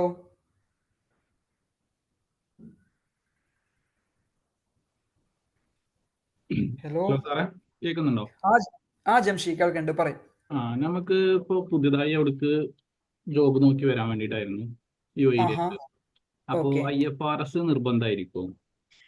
IFRS നിർബന്ധം എന്ന് പറഞ്ഞത് നമ്മുടെ മുൻപ് വരെ ആണെന്നുണ്ടെങ്കിൽ, അതായത് ഈ കോർപ്പറേറ്റ് ടാക്സ് എന്ന് പറയുന്ന ടാക്സ് വരുന്നതിന് മുമ്പ് ഇവിടെ ഏത് അക്കൗണ്ടിംഗ് സ്റ്റാൻഡേർഡ് ഫോളോ ചെയ്യണതിനെ കുറിച്ച് ഒന്നും ഒരു ക്ലാരിറ്റി പറഞ്ഞിട്ടുണ്ടായിരുന്നില്ല. ഈവൻ നമ്മുടെ മാൻഡേറ്ററി ആയിട്ട് സ്റ്റാറ്റ്യൂട്ടറി ഓഡിറ്റ്, അതായത് നമ്മൾ ഗവൺമെന്റ് സബ്മിറ്റ് ചെയ്യേണ്ട ഓഡിറ്റ് റിപ്പോർട്ട് പ്രിപ്പയർ ചെയ്യണമെന്ന് വരെ പറഞ്ഞിട്ടുണ്ടായിരുന്നില്ല. പക്ഷേ IFRS-നകത്ത് അവർ ക്ലിയർ കട്ടായിട്ട് പറയുന്നുണ്ട് 50 മില്യൺ ടേൺ ഓവർ എക്സീഡ് ചെയ്യുന്ന കമ്പനികളാണ്. IFRS എന്നല്ല, കോർപ്പറേറ്റ് ടാക്സിനകത്ത് കറക്റ്റ് ആയിട്ട് പറയുന്നുണ്ട് 50 മില്യൺ ടേൺ ഓവർ എക്സീഡ് ചെയ്യുന്ന കമ്പനികളും, രണ്ട് free zone company, designated free zone company അല്ലെങ്കിൽ ഫ്രീ സോൺ കമ്പനിയിൽ ക്വാളിഫൈഡ് ഫ്രീ സോൺ ബെനിഫിറ്റ് എന്ന് പറയുന്നത്, അല്ലെങ്കിൽ ടാക്സിനകത്ത് ഒഴിവ് കിട്ടുന്ന ക്വാളിഫൈഡ് ഫ്രീ സോൺ എൻറ്റിറ്റികളും എന്ത് ചെയ്യണം, മാൻഡേറ്ററി ആയിട്ട് ഓഡിറ്റ് ചെയ്യണം എന്ന് പറയുന്നുണ്ട്. അപ്പൊ ഇത്തരത്തില് ഓഡിറ്റിനെ കുറിച്ച് പറയുമ്പോൾ തന്നെ അവർ പറയുന്നുണ്ട് നിങ്ങൾ ഏത് അക്കൗണ്ടിങ് സ്റ്റാൻഡേർഡ് അല്ലെങ്കിൽ ഏത് രീതിയിലാണ് അക്കൗണ്ട്സ് ഫോളോ ചെയ്യേണ്ടതിനെ കുറിച്ച് പറയുന്നുണ്ട്. അതിൽ അവർ വ്യക്തമായിട്ട് പറയുന്നുണ്ട് നിങ്ങൾ എന്ത് ഫോളോ ചെയ്യണം, ഇന്റർനാഷണൽ ഫിനാൻഷ്യൽ റിപ്പോർട്ടിംഗ് സ്റ്റാൻഡേർഡ്സ് അഥവാ IFRS ഫോളോ ചെയ്യേണ്ടത് ക്ലിയർ കട്ടായിട്ട് പറയുന്നുണ്ട്. അപ്പോൾ അത് മാൻഡേറ്ററി ആണ്. അതാണ് ഞാൻ പറഞ്ഞത്. ഇപ്പൊ ഞാൻ കഴിഞ്ഞ വീഡിയോ കണ്ടവർക്ക് അറിയായിരിക്കും, നമ്മളൊരു ഓഫീസ് സ്പേസ് എടുത്തിട്ടാണോ നമ്മൾ സ്ഥാപനം തുടങ്ങുക അല്ലെ? ഇപ്പൊ ഞാനൊരു സ്ഥാപനം സ്റ്റാർട്ട് ചെയ്യണമെങ്കിൽ ഇവിടെ എന്ത് ചെയ്യണം, ഇവിടെ വന്നിട്ട് ഒരു ബിൽഡിങ്ങിന്റെ ഓണേഴ്സ് എടുക്കുക, പോയിട്ട് ഒരു ടെനൻസി കോൺട്രാക്ട് ഉണ്ടായിരിക്കണം അല്ലെ? ടെനൻസി കോൺട്രാക്ട് ഉണ്ടാക്കുമ്പോൾ 1 ലക്ഷം രൂപയാണ് എന്റെ ടെനൻസി സ്റ്റാർട്ട് ചെയ്യുന്നത് ജാനുവരി മാസത്തിലാണ് തുടങ്ങുക. ജാനുവരി അല്ലെങ്കിൽ ഫെബ്രുവരി മാസത്തിന്റെ ബിഗിനിങ്ങിലാണ് നമ്മുടെ ടെനൻസി സ്റ്റാർട്ട് ചെയ്യുന്നുണ്ടെന്നുണ്ടെങ്കിൽ ഫെബ്രുവരി തൊട്ട് 31 ഡിസംബർ വരെയുള്ള എക്സ്പെൻസ് ഞാൻ എന്തായിട്ട് കാണിക്കണം, ഫിനാൻഷ്യൽ ബുക്സ് ഓഫ് അക്കൗണ്ട്സിൽ 2 എക്സ്പെൻസ് ആയിട്ട് കാണിക്കണം അല്ലെ? അതായത് എന്റെ 2 പീരീഡ് സ്റ്റാർട്ട് ചെയ്യുന്നത് 1/2/2025 തൊട്ട് 31/1/2025 വരെയാണെന്നുണ്ടെങ്കിൽ ആ 2025 എന്ന് പറയുന്ന സാമ്പത്തിക വർഷത്തിൽ 11 മാസം 2 എക്സ്പെൻസ് വരും. ബാക്കി 1 മാസത്തെ പ്രീപെയ്ഡ് എക്സ്പെൻസ് ആയിട്ട് ബാലൻസ് ഷീറ്റിലേക്ക് പോകും. അതല്ലേ കറക്റ്റ് മെത്തേഡ്, നമ്മൾ നോർമലി ചെയ്യുന്ന മെത്തേഡ്. പക്ഷേ IFRS 16 അതാ ലീസിന്റെ കാൽക്കുലേഷൻ അവർ പറയുന്നത് അറിയോ, നിങ്ങളുടെ ഈ എടുത്തിരിക്കുന്ന ടെനൻസി കോൺട്രാക്ട് അല്ലെങ്കിൽ റെന്റ് അഗ്രിമെന്റ് മോർ ദാൻ 1 ഇയറിലേക്ക് വരുന്നുണ്ട് എന്നുണ്ടെങ്കിൽ, അല്ലെങ്കിൽ ഇന്റന്റ് ടു റിന്യൂ അല്ലെങ്കിൽ മോർ ദാൻ 1 ഇയറിലേക്ക് നിങ്ങൾ യൂസ് ചെയ്യുന്നുള്ള ഇന്റൻഷൻ ഉണ്ട് എന്നുണ്ടെങ്കിൽ IFRS 16 പ്രകാരം നിങ്ങൾ എന്ത് ചെയ്യണം, അതിനെ പ്രസന്റ് ചെയ്യണം എന്ന് പറയുന്നുണ്ട്. അപ്പൊ IFRS 16 എന്താ പറഞ്ഞത്, നിങ്ങളുടെ അസറ്റിനെ അല്ലെങ്കിൽ ആ റെന്റിനെ നിങ്ങളുടെ പ്രസന്റ് വാല്യൂ ഫാക്ടർ വെച്ചിട്ട് ക്യാപിറ്റലൈസ് ചെയ്തിട്ട് റൈറ്റ് ടു യൂസ് അസറ്റ് ആയിട്ട് നിങ്ങൾ ബാലൻസ് ഷീറ്റിൽ അസറ്റ് ആയിട്ട് കൊണ്ടുവരണം. അതേപോലെ തന്നെ ലീസ് ലയബിലിറ്റി ആയിട്ട് എന്ത് ചെയ്യണം, നമ്മൾ ബാലൻസ് ഷീറ്റിൽ റെക്കഗ്നൈസ് ചെയ്യണം. എന്നിട്ട് 2 എക്സ്പെൻസിന് പകരമായിട്ട് depreciation or right of use അസറ്റും ഇൻട്രസ്റ്റ് ഓൺ ലീസ് ലയബിലിറ്റി നമ്മൾ എന്ത് ചെയ്യണം, ബുക്സ് ഓഫ് അക്കൗണ്ട്സിൽ റെക്കഗ്നൈസ് ചെയ്യാൻ വേണ്ടി പറയുന്നുണ്ട്. ഞാൻ എന്തിനാ ഇത് പറഞ്ഞു വെച്ചാൽ, നമ്മൾ കൺഫ്യൂഷൻ ആവേണ്ട. എന്തിനാ ഇത് പറഞ്ഞു വെച്ചാൽ, അക്കൗണ്ട്സ് നമ്മൾ ചിന്തിച്ച പോലെ ആയിരിക്കില്ല ഇവർ ഉദ്ദേശിക്കേണ്ടാകുക. അപ്പൊ ഓരോ IFRS-നകത്തും ട്രീറ്റ്മെന്റ് മാറിക്കൊണ്ടേയിരിക്കും. അത് നമ്മൾ എന്ത് ചെയ്യണം, കറക്റ്റ് ആയിട്ട് ഫോളോ ചെയ്യാൻ വേണ്ടിയിട്ട് പറ്റണം. ഇന്റർവ്യൂവിനൊക്കെ ചിലപ്പോൾ ഇത് ചോദിക്കും, അതുകൊണ്ടാണ് ഞാൻ പറഞ്ഞത്. അപ്പൊ IFRS ഇമ്പോർട്ടന്റ് ആണ്. അപ്പൊ ഒരു ജൂനിയർ അക്കൗണ്ടന്റിന്റെ നിലയിലൊക്കെ നോക്കുമ്പോഴും ഇന്റർവ്യൂവിന് ചോദിക്കും അല്ലേ? ഇന്റർവ്യൂവിന് സാധ്യതയുണ്ട്. കാരണം എന്താ അറിയോ, അവർക്ക് എന്താ വേണ്ടത്, ഒരു കമ്പനിയെ സംബന്ധിച്ചിടത്തോളം ഒരാള് എന്താന്ന്, ഞാനിപ്പോ ഒരാൾ സ്റ്റാഫിനെ എടുക്കുകയാണ്, ഞാൻ നോക്കുക പരമാവധി എന്റെ തലയിൽ നിന്നുള്ള ബേർഡൻസ് ഒഴിവാക്കാൻ വേണ്ടിയിട്ടുള്ള സ്റ്റാഫിനെ എടുക്കുക അല്ലേ? അപ്പൊ കുറച്ച് അറിവും കാര്യങ്ങളൊക്കെ ഉള്ളവർ, ഇപ്പോ നമ്മുടെ ജംഷീദ് അവിടെ വന്ന് ഇന്റർവ്യൂ ഇരിക്കുന്നു, മറ്റൊരു IFRS അറിയാത്തൊരു കുട്ടി വന്ന് അവിടെ ഇന്റർവ്യൂ ഇരിക്കുന്നു. ഇപ്പൊ ജംഷീദിനോട് ചോദിക്കും, ജംഷീദ് IFRS-ഉം പറയുന്നുണ്ട്, വാറ്റും പറയുന്നുണ്ട്, കോർപ്പറേറ്റ് ടാക്സും പറയുന്നുണ്ട്, ഞാൻ ആർക്കാ പ്രിഫറൻസ് തരിക? ഓഫ്കോഴ്സ് ജംഷീദിനല്ലേ തരും. അപ്പൊ ആ ഒരു ബെനിഫിറ്റ് നമുക്ക് എടുക്കാൻ വേണ്ടി പറ്റും. ക്ലിയർ അല്ലേ? ഇനി ഒരാൾ എനിക്ക് ഒരു മെസ്സേജ് അയച്ചിട്ടുണ്ട്, ഞാൻ നോക്കട്ടെ. ഇതിനകത്ത് IFRS എന്ന് വെച്ചാല് ഇന്റർനാഷണൽ ഫിനാൻഷ്യൽ റിപ്പോർട്ടിംഗ് സ്റ്റാൻഡേർഡ്സ് ആണ്. നമ്മൾ AS കിട്ടുന്ന നാട്ടിലെ അത് ഞാനൊന്ന് പറഞ്ഞുതരാം. ജസ്റ്റ് ഒന്നൊരു ഐഡിയ പറഞ്ഞുതരാം കേട്ടോ. കുറച്ച് പേർക്കൊക്കെ അറിയായിരിക്കും, ഇല്ലാത്തവർക്ക് വേണ്ടി ഒരു ഐഡിയ പറഞ്ഞുതരാം. നമ്മൾ അക്കൗണ്ടിംഗ് സ്റ്റാൻഡേർഡ്സ് 2 എന്ന് പറഞ്ഞൊരു സ്റ്റാൻഡേർഡ് ഉണ്ട് നാട്ടിൽ. ഇൻവെന്ററി എന്ന് പറയും. അതായത് ഞാൻ ഒരു ഇൻവെന്ററി വാങ്ങിക്കുക, ഒരു സ്റ്റോക്ക് വാങ്ങിക്കുകയാണ്. ആ സ്റ്റോക്ക് വാങ്ങിച്ചിട്ട് ഒരു ട്രേഡിംഗ് കമ്പനി ആണെന്നുണ്ടെങ്കിൽ ആ സ്റ്റോക്ക് വാങ്ങിച്ചിട്ട് ഞാൻ സെല്ല് ചെയ്യാൻ വേണ്ടി എൻ്റെ വെയർഹൗസിൽ എത്തുന്നത് വരെ ഉണ്ടാകുന്ന എല്ലാ കോസ്റ്റും ഇൻവെന്ററിയുടെ കോസ്റ്റ് ആയിട്ട് ട്രീറ്റ് ചെയ്യണം എന്ന് പറയുന്നുണ്ട്. ഒന്നുമില്ല, ഞാനൊരു വിൽക്കുന്ന മൊബൈൽ ഫോൺ ആണെന്ന് കരുതാം. ആ ഒരു മൊബൈൽ ഫോൺ ഞാൻ എന്ത് ചെയ്യുന്നു, ഒരു 10 മൊബൈൽ ഫോൺ ഉണ്ട്, ഞാൻ പുറത്തൊരു കടയിൽ നിന്ന് വാങ്ങിക്കുന്നു. ആ കടയിൽ നിന്ന് വാങ്ങിച്ചിട്ട് മൊബൈൽ ഫോൺ എൻ്റെ ഡിസ്പ്ലേ ചെയ്യാൻ വേണ്ടി എൻ്റെ സ്റ്റോക്ക് അല്ലെങ്കിൽ എൻ്റെ കടയിലേക്ക് എത്തിക്കണം. ആ എത്തിക്കാൻ വേണ്ടിയിട്ട് മൊബൈൽ ഫോൺ ഒന്നിന് 40,000 രൂപ മാത്രമേ ആകുന്നുള്ളൂ. പക്ഷേ നമ്മൾ എന്ത് ചെയ്യുന്നു, അത് ട്രാൻസ്പോർട്ട് ചെയ്ത് കൊണ്ടുവരാൻ വേണ്ടി ഒരു 5,000 രൂപ എക്സ്ട്രാ ആവുന്നുണ്ടെന്ന് കരുതുക. ട്രാൻസ്പോർട്ട് ചെയ്യാൻ വേണ്ടിയിട്ട് അല്ലെങ്കിൽ ഇൻഷുറൻസ് അതിനൊക്കെ വേണ്ടിയിട്ട് ഒരു 5,000 രൂപ എക്സ്ട്രാ ആവുന്നുണ്ടെന്നുണ്ടെങ്കിൽ നമ്മുടെ ബുക്സ് ഓഫ് അക്കൗണ്ട്സിൽ നോർമലി നമ്മൾ ചെയ്യുന്നത് എന്തായിരുന്നു, 40,000 രൂപ മൊബൈലിന്റെ കോസ്റ്റ് ആയിട്ടും 5,000 രൂപ ട്രാൻസ്പോർട്ടേഷൻ എക്സ്പെൻസും ആയിട്ട് എന്ത് ചെയ്യും, പ്രോഫിറ്റ് ആൻഡ് ലോസ് അക്കൗണ്ടിലേക്ക് റെക്കഗ്നൈസ് ചെയ്യും. ചുരുക്കി പറഞ്ഞാൽ P&L അക്കൗണ്ട് നമ്മൾ AS2 ഫോളോ ചെയ്തില്ല എന്നുണ്ടെങ്കിൽ വെറുതെ ഒരു 5,000 രൂപയുടെ ലോസ് വന്ന് കിടക്കും, ഒരു എക്സ്പെൻസ് വന്ന് കിടക്കും. അപ്പൊ അതുകൊണ്ടാണ് AS2 പറയുന്നത്, അക്കൗണ്ട് സ്റ്റാൻഡേർഡിനകത്ത് പറയുന്നത് നിങ്ങൾ എന്ത് ചെയ്യണം, 5,000 രൂപ എക്സ്പെൻസ് ആയിട്ട് കാണിക്കരുത്, പകരം എന്ത് ചെയ്യണം, ഇൻവെന്ററിയുടെ കോസ്റ്റിനകത്തേക്ക് ഇൻവെന്ററി കോസ്റ്റ് നിങ്ങൾ ആഡ് ചെയ്യണം, ലാൻഡഡ് കോസ്റ്റ് എല്ലാം കൺസിഡർ ചെയ്യണം എന്ന് പറഞ്ഞു. അപ്പൊ ഇതേപോലെ കുറെ സെറ്റ് ഓഫ് റൂൾസ്, കുറെ ട്രാൻസാക്ഷൻ അഗേൻസ്റ്റ് കുറെ സെറ്റ് ഓഫ് റൂൾസ് പറയുന്നതാണ് ഇന്റർനാഷണൽ ഫിനാൻഷ്യൽ റിപ്പോർട്ടിംഗ് സ്റ്റാൻഡേർഡ്സ്. അത് AS-ന്റെ സെയിം സാധനം, AS പോലെ തന്നെയാണ്, പക്ഷേ കുറച്ച് ട്രീറ്റ്മെന്റ് കാര്യങ്ങളൊക്കെ മാറ്റം എന്നുള്ളത് മാത്രമേ ഉള്ളൂ. എന്താണ് IFRS എന്ന് മനസ്സിലായിട്ടുണ്ടാവും തോന്നുന്നു. ഒരാള് അക്കൗണ്ടിങ് സോഫ്റ്റ്വെയർ ഏതെങ്കിലും ഒന്നിൽ പ്രൊഫഷൻ്റ് ആയ ജോബ് സ്കോപ്പ് ഉണ്ടോ? ടാലി പ്രൈം നല്ല നോളജ് വേണം. ഓക്കെ, ഞാൻ പറഞ്ഞു ഒരു മീഡിയം സ്കെയിൽ കമ്പനികളൊക്കെ നടത്തുന്നത് ഒരു 80% കമ്പനികളും മീഡിയം സ്കെയിലാണ് ഇവിടെ ഉള്ളത് കേട്ടോ. മൾട്ടിനാഷണൽ കമ്പനീസ് ഇല്ല എന്നല്ല, നമുക്കൊക്കെ സാധ്യതയുള്ള, നമുക്ക് ജോബ് കിട്ടാനൊക്കെ സാധ്യതയുള്ളതൊക്കെ ഒരു മീഡിയം സ്കെയിൽ കമ്പനികളൊക്കെ ആയിരിക്കും. അവിടെ ഉണ്ടാകാൻ സാധ്യതയുള്ള സോഫ്റ്റ്വെയർസ് എന്ന് പറഞ്ഞത് ഒന്നുകിൽ ടാലി ഉണ്ടാകാം, ഇന്ത്യൻ ബേസ്ഡ് ഒക്കെ ആണെന്നെങ്കിൽ ടാലിയുടെ ഫ്ലെക്സിബിലിറ്റി ഉള്ളത് കൊണ്ട് തന്നെ ഒന്നുകിൽ ടാലി ഉണ്ടാകാം, അല്ലെങ്കിൽ നമ്മുടെ സോഹോ, ക്യൂബ് ബുക്സ്, സെറോ ഈ പറഞ്ഞ സോഫ്റ്റ്വെയർസ് ആയിരിക്കും ഉണ്ടാകാൻ വേണ്ടി സാധ്യത. കാരണം നമ്മളിപ്പോൾ നെറ്റ്സ്യൂട്ട് അല്ലെങ്കിൽ ഒറാക്കിൾ അല്ലെങ്കിൽ SAP ഒക്കെ നമ്മൾ പർച്ചേസ് ചെയ്യാൻ വേണ്ടി പോകാന്നുണ്ടെങ്കിൽ അതൊക്കെ കുറച്ച് എക്സ്പെൻസീവാണ്. ഇപ്പം ഞാനൊരു കമ്പനിയിൽ നെറ്റ്സ്യൂട്ട് ഇംപ്ലിമെന്റേഷൻ ചെയ്യുന്നതിന്റെ കോസ്റ്റ് എന്ന് പറയുന്നത് more than 1 million ആണ്. 1 million into 20 എന്ന് പറയുമ്പോൾ തന്നെ എത്ര എമൗണ്ട് ആയി? അതായത് 1 ലക്ഷം ദിറംസ് ആണ്, 10 ലക്ഷം ദിറംസ് ആണ് ഇവിടെ ഒരു സോഫ്റ്റ്വെയർ കോസ്റ്റ് വരുന്നത്. അപ്പോൾ ഒരു മീഡിയം സ്കെയിൽ വരുന്ന കമ്പനികളൊക്കെ എന്താ ഉണ്ടാകുക, ഈ പറയുന്ന ചെറിയ കോസ്റ്റിന്, ടാലിയൊക്കെ പറഞ്ഞ് 1 ലക്ഷം 1.5 ലക്ഷം രൂപയ്ക്ക് ടാലിയൊക്കെ നമുക്ക് ഇൻസ്റ്റാൾ ചെയ്യാൻ വേണ്ടി പറ്റും. അപ്പൊ ആ ഒരു കോസ്റ്റിന് വരുന്ന സോഫ്റ്റ്വെയർസ് ആയിരിക്കും എന്ത് ചെയ്യുക, ഒരു മീഡിയം സ്കെയിലുള്ളത് അല്ലെങ്കിൽ ഓഡിറ്റിംഗ് ഫേമിലൊക്കെ അവർ യൂസ് ചെയ്യുന്നുണ്ടാകുക. അപ്പൊ അതിൽ എക്സ്പെർട്ട് ആയിട്ടുണ്ട് എന്നുണ്ടെങ്കിലും നമുക്ക് എന്താണ് ഒരു ഇന്റർവ്യൂലൊക്കെ അപ്പർ ഹാൻഡ്സ് കിട്ടും. ഞാൻ എൻ്റെ ഫസ്റ്റ് കമ്പനി ഇന്റർവ്യൂ എന്ന സമയത്ത് എനിക്ക് അവർ തന്നിരിക്കുന്ന റിക്വയർമെന്റ് എന്ന് പറയുന്നത് ടാലി തന്നെയായിരുന്നു കേട്ടോ. ടാലി ERP ഞാൻ തോന്നുന്നു, ടാലി തന്നെ ആയിരുന്നു. അതിനകത്ത് ഒരു സെറ്റ് ഓഫ് ഡാറ്റ എന്നിട്ട് എന്നോട് പറഞ്ഞു, അതിനകത്ത് നിങ്ങൾ ഡാറ്റ എൻ്റർ ചെയ്തിട്ട് എന്ത് ചെയ്യുക, ഒരു ഫിനാൻഷ്യൽ സ്റ്റേറ്റ്മെന്റ് പ്രിപ്പയർ ചെയ്ത് തരാൻ വേണ്ടിയിട്ടാണ് പറഞ്ഞത്. അപ്പോൾ അന്ന് എനിക്ക് ടാലി സോഫ്റ്റ്വെയർ അറിയായിരുന്നു, അറിയില്ല എന്നുണ്ടെങ്കിൽ ഞാനെന്താ ചെയ്യാം. അപ്പോൾ ഏതാണ് എങ്ങനെയാണ് നമുക്ക് കിട്ടുക, അല്ലെങ്കിൽ എങ്ങനെയാണ് ഇന്റർവ്യൂവിന് നമുക്ക് ക്വസ്റ്റ്യൻസ് വരിക എന്നുള്ളത് നമുക്ക് പറയാൻ വേണ്ടി പറ്റില്ല. സോ എന്ത് ചെയ്യുക, എല്ലാം ഒരു ആവറേജ് ലെവലിൽ ഒന്ന് പഠിച്ചു വെക്കുക.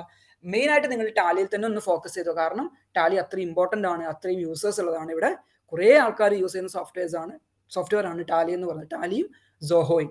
അപ്പൊ അതൊന്ന് എക്സ്പെർട്ട് ആകാൻ വേണ്ടി ശ്രമിച്ചോ, കൂടെ എക്സൽ കൂടി ഒന്ന് പഠിച്ചു വെച്ചോ. റൈറ്റ്, ക്ലിയർ ആയെന്ന് തോന്നുന്നു. ഇനി ഒന്നുകൂടി വന്നിട്ടുണ്ട്. Sir, I know the question that I'm asking you is complicated. I am doing CMA India, which couldn't make a place in accountant definition. Should we plus extra? Oh, CMA India Pranav അല്ലേ? പ്രണവ്, ഞാനും CMA India ആണ്. Should you plus extra qualification beyond the particular course and skill set which is in opinion? Okay, ഞാനും CMA India qualified ആണ് 2019. അപ്പോൾ CMA India പഠിച്ചത് കൊണ്ട് നമുക്ക് ഉണ്ടാകുന്ന ഒരു ഏറ്റവും വലിയ ബെനിഫിറ്റ് വെച്ചാൽ നമുക്കൊരു ഇന്റർനാഷണൽ മാർക്കറ്റ് CA കാരന് കിട്ടുന്ന അത് ഈക്വൽ റെക്കഗ്നേഷൻ, അല്ലെങ്കിൽ CPA കാരന് കിട്ടുന്ന ഈക്വൽ റെക്കഗ്നേഷൻ നമുക്ക് കിട്ടുന്നുണ്ട്. ഓഡിറ്റിംഗ് ഫേമിലൊക്കെ ആണെന്നുണ്ടെങ്കിൽ നമുക്ക് ഓപ്പർച്യൂണിറ്റീസ് ഒക്കെ ഇഷ്ടംപോലെ ഉണ്ട്, ധാരാളമായിട്ടുണ്ട്. സോ അതിന്റെ കൂടെ വന്നിട്ട് വേറൊരു ഇന്റർനാഷണൽ കോഴ്സ് പഠിക്കേണ്ട ആവശ്യമൊന്നുമില്ല. ഇനി അഥവാ അങ്ങനെ ആഗ്രഹം ഉണ്ട് എന്നുണ്ടെങ്കിൽ മാത്രം ACCയുടെ P ലെവലിലേക്ക് നമുക്ക് ഡയറക്റ്റ് എൻറോൾ ചെയ്യാൻ വേണ്ടി പറ്റും. അതിന്റെ മെമ്പർഷിപ്പ് ഉള്ളതാണെന്ന് കരുതും. അസോസിയേറ്റ് മെമ്പർഷിപ്പ് കിട്ടിയിട്ടുണ്ടെന്നുണ്ടെങ്കിൽ P ലെവലിലുള്ള 4 പേപ്പർ മാത്രം നിങ്ങൾ അറ്റൻഡ് ചെയ്താൽ മതി. സോ അതൊന്ന് ട്രൈ ചെയ്യാൻ വേണ്ടി നോക്കിയിട്ടുണ്ടെങ്കിൽ ബെറ്റർ ആയിരിക്കും. പക്ഷേ CMA India ഉണ്ട് എന്ന് പറഞ്ഞത് കൊണ്ട് നിങ്ങൾക്ക് എന്ത് കിട്ടണമെന്നില്ല, ജോലി കിട്ടണമെന്നില്ല. കാരണം CMA India എന്ന് പറഞ്ഞ ഇന്ത്യൻ ബേസ്ഡ് ആയിട്ടുള്ള അതിനകത്തൊക്കെ നമ്മൾ എക്സ്പെർട്ടൈസ് ചെയ്യുന്ന കാര്യങ്ങളൊക്കെ വെച്ചാൽ ഇന്റർമീഡിയറ്റ് ഒക്കെ ആണെങ്കിൽ നമ്മൾ കോസ്റ്റിംഗ്, ഫിനാൻഷ്യൽ മാനേജ്മെന്റ് ഒക്കെയാണ് എക്സ്പെർട്ടൈസ് ചെയ്യുന്നത്. ഫൈനലിലേക്ക് വരുന്ന SFM അല്ലെങ്കിൽ കോർപ്പറേറ്റ് ഫിനാൻഷ്യൽ റിപ്പോർട്ട് CFR ഒക്കെയാണ്. CFR-ലൊക്കെ നമ്മൾ പഠിക്കുന്ന ഇൻഡയസുകളൊക്കെയാണ് പഠിക്കുന്നത്. IFRS ഒന്നും അതിനകത്ത് പഠിക്കുന്നത്. ചുരുക്കി പറഞ്ഞാൽ ഗ്ലോബൽ റെക്കഗ്നിഷൻ കിട്ടേണ്ട ഒരു സാധനം പഠിക്കണില്ല. സോ അതിന്റെ കൂടെ IFRS, ഇവിടുത്തെ ടാക്സേഷൻ കാര്യങ്ങൾ സോഫ്റ്റ്വെയർ സൈഡ് കൂടെ ഒന്ന് പഠിച്ചു വെക്കാൻ വേണ്ടി ശ്രമിക്കുക. പിന്നെ ഇവിടെ വന്നിട്ട് ബിസിനസ് വാലുവേഷൻ അല്ലെങ്കിൽ കോസ്റ്റ് ഓഡിറ്റ് ആ ഒരു ഫീൽഡിലേക്ക് തിരിയുകയാണെന്നുണ്ടെങ്കിൽ IFRSന്റെ റിക്വയർമെന്റ് ഒന്നും ഉണ്ടാവില്ല. ഐ ഹോപ്പ് ആദർശിന് ക്ലിയർ ആയെന്ന് തോന്നുന്നു. Adarsh, sorry Pranav sorry. Thank you. Pranav ഏതാ, ഇന്റർമീഡിയറ്റ് ആണോ ഫൈനലാണോ പഠിക്കുന്നത് ഇപ്പൊ ചെയ്യുന്നത്?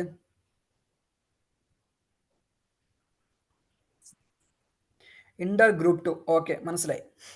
ഓക്കെ, ഇന്റർമീഡിയറ്റിന്റെ മിനിമം ഇന്റർമീഡിയറ്റ് ഒക്കെ ഉണ്ട് എന്നുണ്ടെങ്കിൽ ഇവിടെ ജോലി കിട്ടാൻ സാധ്യത കുറച്ച് ഏറെയാണ്. കാരണം നമുക്ക് ഓഡിറ്റിംഗ് ഫേമിൽ ചൂസ് ചെയ്യാൻ വേണ്ടി പറ്റും. അവർ ഇന്റർമീഡിയറ്റ് ക്വാളിഫൈഡ് ആർക്കൊക്കെ കുറച്ചുകൂടി പ്രിഫറൻസ് കൊടുക്കുക. ക്വാളിഫൈഡ് ആയി കഴിഞ്ഞാൽ മിനിമം നമുക്കൊരു 6-7 സ്റ്റാർട്ട് ചെയ്യാൻ വേണ്ടി പറ്റും കരിയർ. സർ CMA ഇന്റർ പാസ്സാണ്, ബട്ട് ഡിഗ്രി സെക്കൻഡ് ഇയർ ആയേ ഉള്ളൂ, ഡിഗ്രി ജോബ് മാർക്കറ്റിൽ റിലവൻ്റ് ആണോ? യെസ്, ഇതൊരു നല്ലൊരു ചോദ്യം കേട്ടോ. കാരണം നമുക്ക് CMA ഇന്റർമീഡിയറ്റ് ഉണ്ട് എന്നുണ്ടെങ്കിൽ നമ്മൾ ഇവിടെ അക്കൗണ്ടന്റ് ആയിട്ട് ജോബ് ചെയ്യണം എന്നാണെന്നുണ്ടെങ്കിൽ നമുക്ക് വിസ അടിക്കണം. ഓക്കെ, അക്കൗണ്ടന്റ് ആയിട്ട് ജോബ് ചെയ്യാൻ വേണ്ടി വിസയല്ല, അക്കൗണ്ടന്റ് വിസ അടിക്കാനാണെന്നുണ്ടെങ്കിൽ നമുക്ക് എന്ത് ചെയ്യണം? മിനിമം ഗ്രാജുവേഷൻ വേണം. അപ്പോൾ അത് ഗ്രാജുവേഷൻ മസ്റ്റ് ആണ്. എല്ലാച്ചും നമുക്ക് എന്ത് ചെയ്യാൻ വേണ്ടി പറ്റില്ല, ഇവിടെ അക്കൗണ്ടന്റ് വിസ അടിക്കാൻ വേണ്ടി പറ്റില്ല. നേരെ മറിച്ച് നിങ്ങൾക്ക് CMA ഇന്ത്യയുടെ ഇന്റർമീഡിയറ്റ് സർട്ടിഫിക്കറ്റ് ഉണ്ട് എന്നുണ്ടെങ്കിൽ ഇവിടെ ക്ലർക്ക് വിസ അടിക്കാം. ക്ലർക്ക് വിസ അടിച്ചിട്ട് നിങ്ങൾക്ക് അക്കൗണ്ടന്റ് ജോലി ചെയ്യുന്നതിന് കുഴപ്പമൊന്നുമില്ല. വർക്ക് ചെയ്യുന്നതിന്റെ കൂടെ ഗ്രാജുവേഷൻ എഴുതി എടുത്താൽ മതി. ശ്രദ്ധിക്കേണ്ട കേസ്, അക്കൗണ്ടന്റ് ആയിട്ട് വിസ അടിക്കാൻ വേണ്ടിയിട്ട് നിങ്ങൾക്ക് മിനിമം ഒരു ഗ്രാജുവേഷൻ സർട്ടിഫിക്കറ്റ് മാൻഡേറ്ററി ആണ്.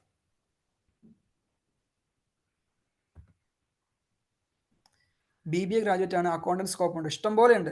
BBA-കാർക്കും BBA BCom-നൊക്കെ നമുക്ക് എന്താണ് ഒരേ പരിഗണനയാണ് കിട്ടുക. കുറച്ചുകൂടി പ്രിഫറൻസ് BCom-നായിരിക്കും, പക്ഷേ BBA ആണെന്നുണ്ടെങ്കിലും നമുക്ക് പ്രിഫറൻസ് കിട്ടും. കാരണം നിങ്ങൾക്ക് എനിക്ക് തോന്നുന്നു 1-2 പേപ്പർ എന്തോ അക്കൗണ്ട്സിനെ പഠിക്കാൻ വേണ്ടിയിട്ടുണ്ട്, ബാക്കിയൊക്കെ അഡ്മിനിസ്ട്രേഷൻ ലെവലാണ്.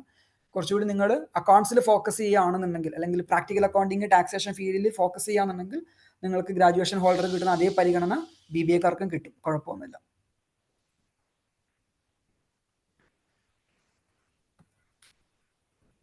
വേറെ ആരെങ്കിലും ഉണ്ടോ? എന്തെങ്കിലും ഡൗട്ട്സ് ഉണ്ടോ?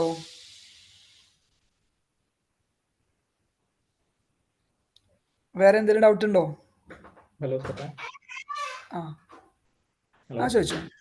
ചോദിക്കൂ. ഇന്റർവ്യൂല് ഇപ്പൊ അധികം ഗൾഫ് രാജ്യങ്ങളിൽ ഫിനാൻഷ്യൽ സ്റ്റേറ്റ്മെന്റ് പ്രിപ്പയർ ചെയ്യാൻ വേണ്ടിയിട്ടല്ലേ വരുന്നത്? മനസ്സിലല്ലേ, എന്താ ചോദിച്ചു? ഒന്നുകൂടി ചോദിക്കോ, ഒന്നുകൂടി പറയാം, സോറി. UAE-ലൊക്കെ ആയിട്ടേ ഇപ്പൊ ഇന്റർവ്യൂലേ കൂടുതലായിട്ടും ഫിനാൻഷ്യൽ സ്റ്റേറ്റ്മെന്റ് പ്രിപ്പയർ ചെയ്യാൻ വേണ്ടിയിട്ടല്ലേ ഇപ്പൊ അധികം കമ്പനിയും തരുന്നത്? ഓൾമോസ്റ്റ് എല്ലാ കമ്പനിയും തരുന്ന എന്താ പരിപാടി വെച്ചാല്, ഒന്ന് വാറ്റുമായി ബന്ധപ്പെട്ട ഒരു 5-10 ക്വസ്റ്റ്യൻസ് ഉണ്ടാവും. ഓക്കെ, രണ്ടാമത് കോർപ്പറേറ്റ് ടാക്സിന് 5-10 ക്വസ്റ്റ്യൻസ് ഉണ്ടാവും.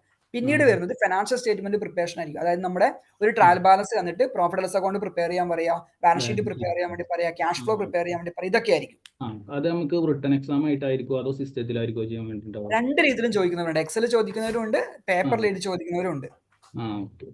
അപ്പോൾ എക്സൽ ഒന്ന് അറിയാന്നുണ്ടെങ്കിൽ കുറച്ചുകൂടി ബെറ്റർ ആയിരിക്കും. അതിന്റെ കോഴ്സാണ് നമ്മുടെ പ്രാക്ടിക്കൽ അക്കൗണ്ടിങ് എന്ന് പറഞ്ഞൊരു കോഴ്സ് അത് കൊടുക്കുക. അവിടെ ഡാറ്റ എൻട്രി മുതൽ നമ്മുടെ ഓഡിറ്റ് റിപ്പോർട്ട് പ്രിപ്പറേഷൻ ചെയ്യുന്ന കാര്യങ്ങൾ വരെ പഠിപ്പിക്കുന്നുണ്ട്. ക്ലിയർ ആണെന്ന് തോന്നുന്നു.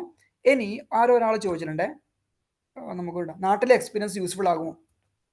ഞാനിവിടെ വന്ന സമയത്ത് ആ ഒരു നാട്ടിലെ എക്സ്പീരിയൻസിന്റെ ഡിഫറൻസ് ഞാൻ പറഞ്ഞുതരാം. ഞാനിവിടെ വന്ന സമയത്ത് എനിക്ക് ഇവിടെ ഫ്രഷർ ആയിട്ടാണല്ലോ വരുന്നത്. അപ്പോൾ വിസിറ്റിങ്ങിന് വന്നതായിരുന്നു. ഇവിടെ ഫസ്റ്റ് ഇന്റർവ്യൂ ചെയ്ത ആ കമ്പനി തന്നെയാണ് ജോലി കിട്ടുകയും ചെയ്തത്. അവിടെയാണ് 1 ഇയർ ഞാൻ വർക്ക് ചെയ്ത് പിന്നീട് ഞാൻ ഒരു ഓഡിറ്റ് ഫാമിലേക്ക് മാറിപ്പോവാണ് ചെയ്തത്. അപ്പോൾ ആ വരുന്ന സമയത്ത് എൻ്റെ കയ്യിൽ ആകെ ഉണ്ടായിരുന്ന എക്സ്പീരിയൻസ് എന്ന് പറയുന്നത് നാട്ടിൽ ഒരു 1 ഇയർ ആയിട്ട് ഒരു അസോസിയേറ്റ്സ് കമ്പനിയിൽ എന്ത് ചെയ്യുന്നു വർക്ക് ചെയ്ത എക്സ്പീരിയൻസ്. പിന്നെയുള്ളത് CMA പെർസ്യൂ ചെയ്യുന്ന സമയത്ത് ഒരു ഗവൺമെന്റ് കമ്പനി ട്രെയിനി ആയിട്ട് വർക്ക് ചെയ്ത ഒരു എക്സ്പീരിയൻസ് മാത്രമേ ഉണ്ടായിരുന്നു. ആ എക്സ്പീരിയൻസ് വെച്ചിട്ടാണ് എനിക്ക് ഇവിടെ ജോലി കിട്ടിയത്. പക്ഷേ കിട്ടാനുള്ള മെയിൻ കാരണം എന്ന് വെച്ചാൽ കോൺസെപ്റ്റിനകത്തൊരു ക്ലാരിറ്റി ഉണ്ടായി.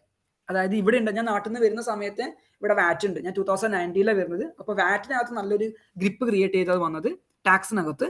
പിന്നീട് ചെയ്ത കാര്യം പ്രാക്ടിക്കൽ അക്കൗണ്ടിനകത്ത് അവർ എന്ത് ചോദിച്ചാലും നമുക്കൊരു ഉത്തരം കൊടുക്കാനുണ്ടായാൽ മതി. അതായത് നമ്മളോട് എന്തിനാ UAE എക്സ്പീരിയൻസ് ചോദിക്കുന്നത്? എക്സ്പീരിയൻസ് നാട്ടിൽ അല്ലെങ്കിൽ UAE എക്സ്പീരിയൻസ് എന്തുകൊണ്ട് ചോദിക്കുന്നത്? ഇവിടുത്തെ കാര്യങ്ങൾ ചെയ്യാൻ പറ്റുമോ എന്ന് അറിയാൻ വേണ്ടിയിട്ടാണ്.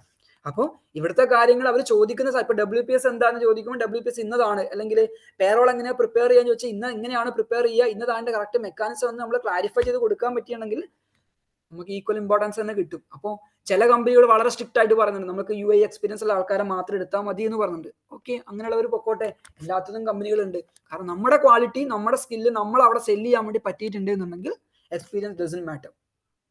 ഐ ഫീൽ പേഴ്സണലി അങ്ങനെയാണ് എനിക്ക് കിട്ടിയൊരു ഒബ്സർവേഷൻ. നോർമൽ ഇന്റർവ്യൂ പ്രൊസീജിയേഴ്സ് എങ്ങനെ വെച്ചാൽ നമ്മൾ ഇവിടെ വന്നിട്ട് ലിങ്ക്ഡിൻ വഴിയോ അല്ലെങ്കിൽ കുറേ പോർട്ടലുകളുണ്ട്, ജോബ് പോർട്ടൽ, ലിങ്ക്ഡിൻ ഉണ്ട്, പിന്നെ ഡുബസിൽസ് ഉണ്ട്, പിന്നെ നമ്മുടെ ഗ്രൂപ്പ് തന്നെ ഉണ്ട്. ആ ഗ്രൂപ്പിനകത്തൊക്കെ നമ്മൾ വേക്കൻസി കുറേ അയക്കാറുണ്ട്. അപ്പോൾ അതിനകത്തൊക്കെ നമ്മൾ CV അയച്ചു കഴിഞ്ഞിട്ടുണ്ടെന്നുണ്ടെങ്കിൽ നിങ്ങൾ എന്ത് ചെയ്യും, ഇമെയിൽ വഴി അവർ റെസ്പോണ്ട് ചെയ്യും. ശ്രദ്ധിക്കണം, കുറേ ഫേക്ക് ആയിട്ടുള്ള ഇന്റർവ്യൂസ് ഒക്കെ നടക്കുന്നുണ്ട്, ശ്രദ്ധിച്ചു പോകണം. പൈസ ഒന്നും കൊടുത്തിട്ട് ആർക്കും ജോലി കിട്ടാനൊന്നും പോകുന്നില്ല.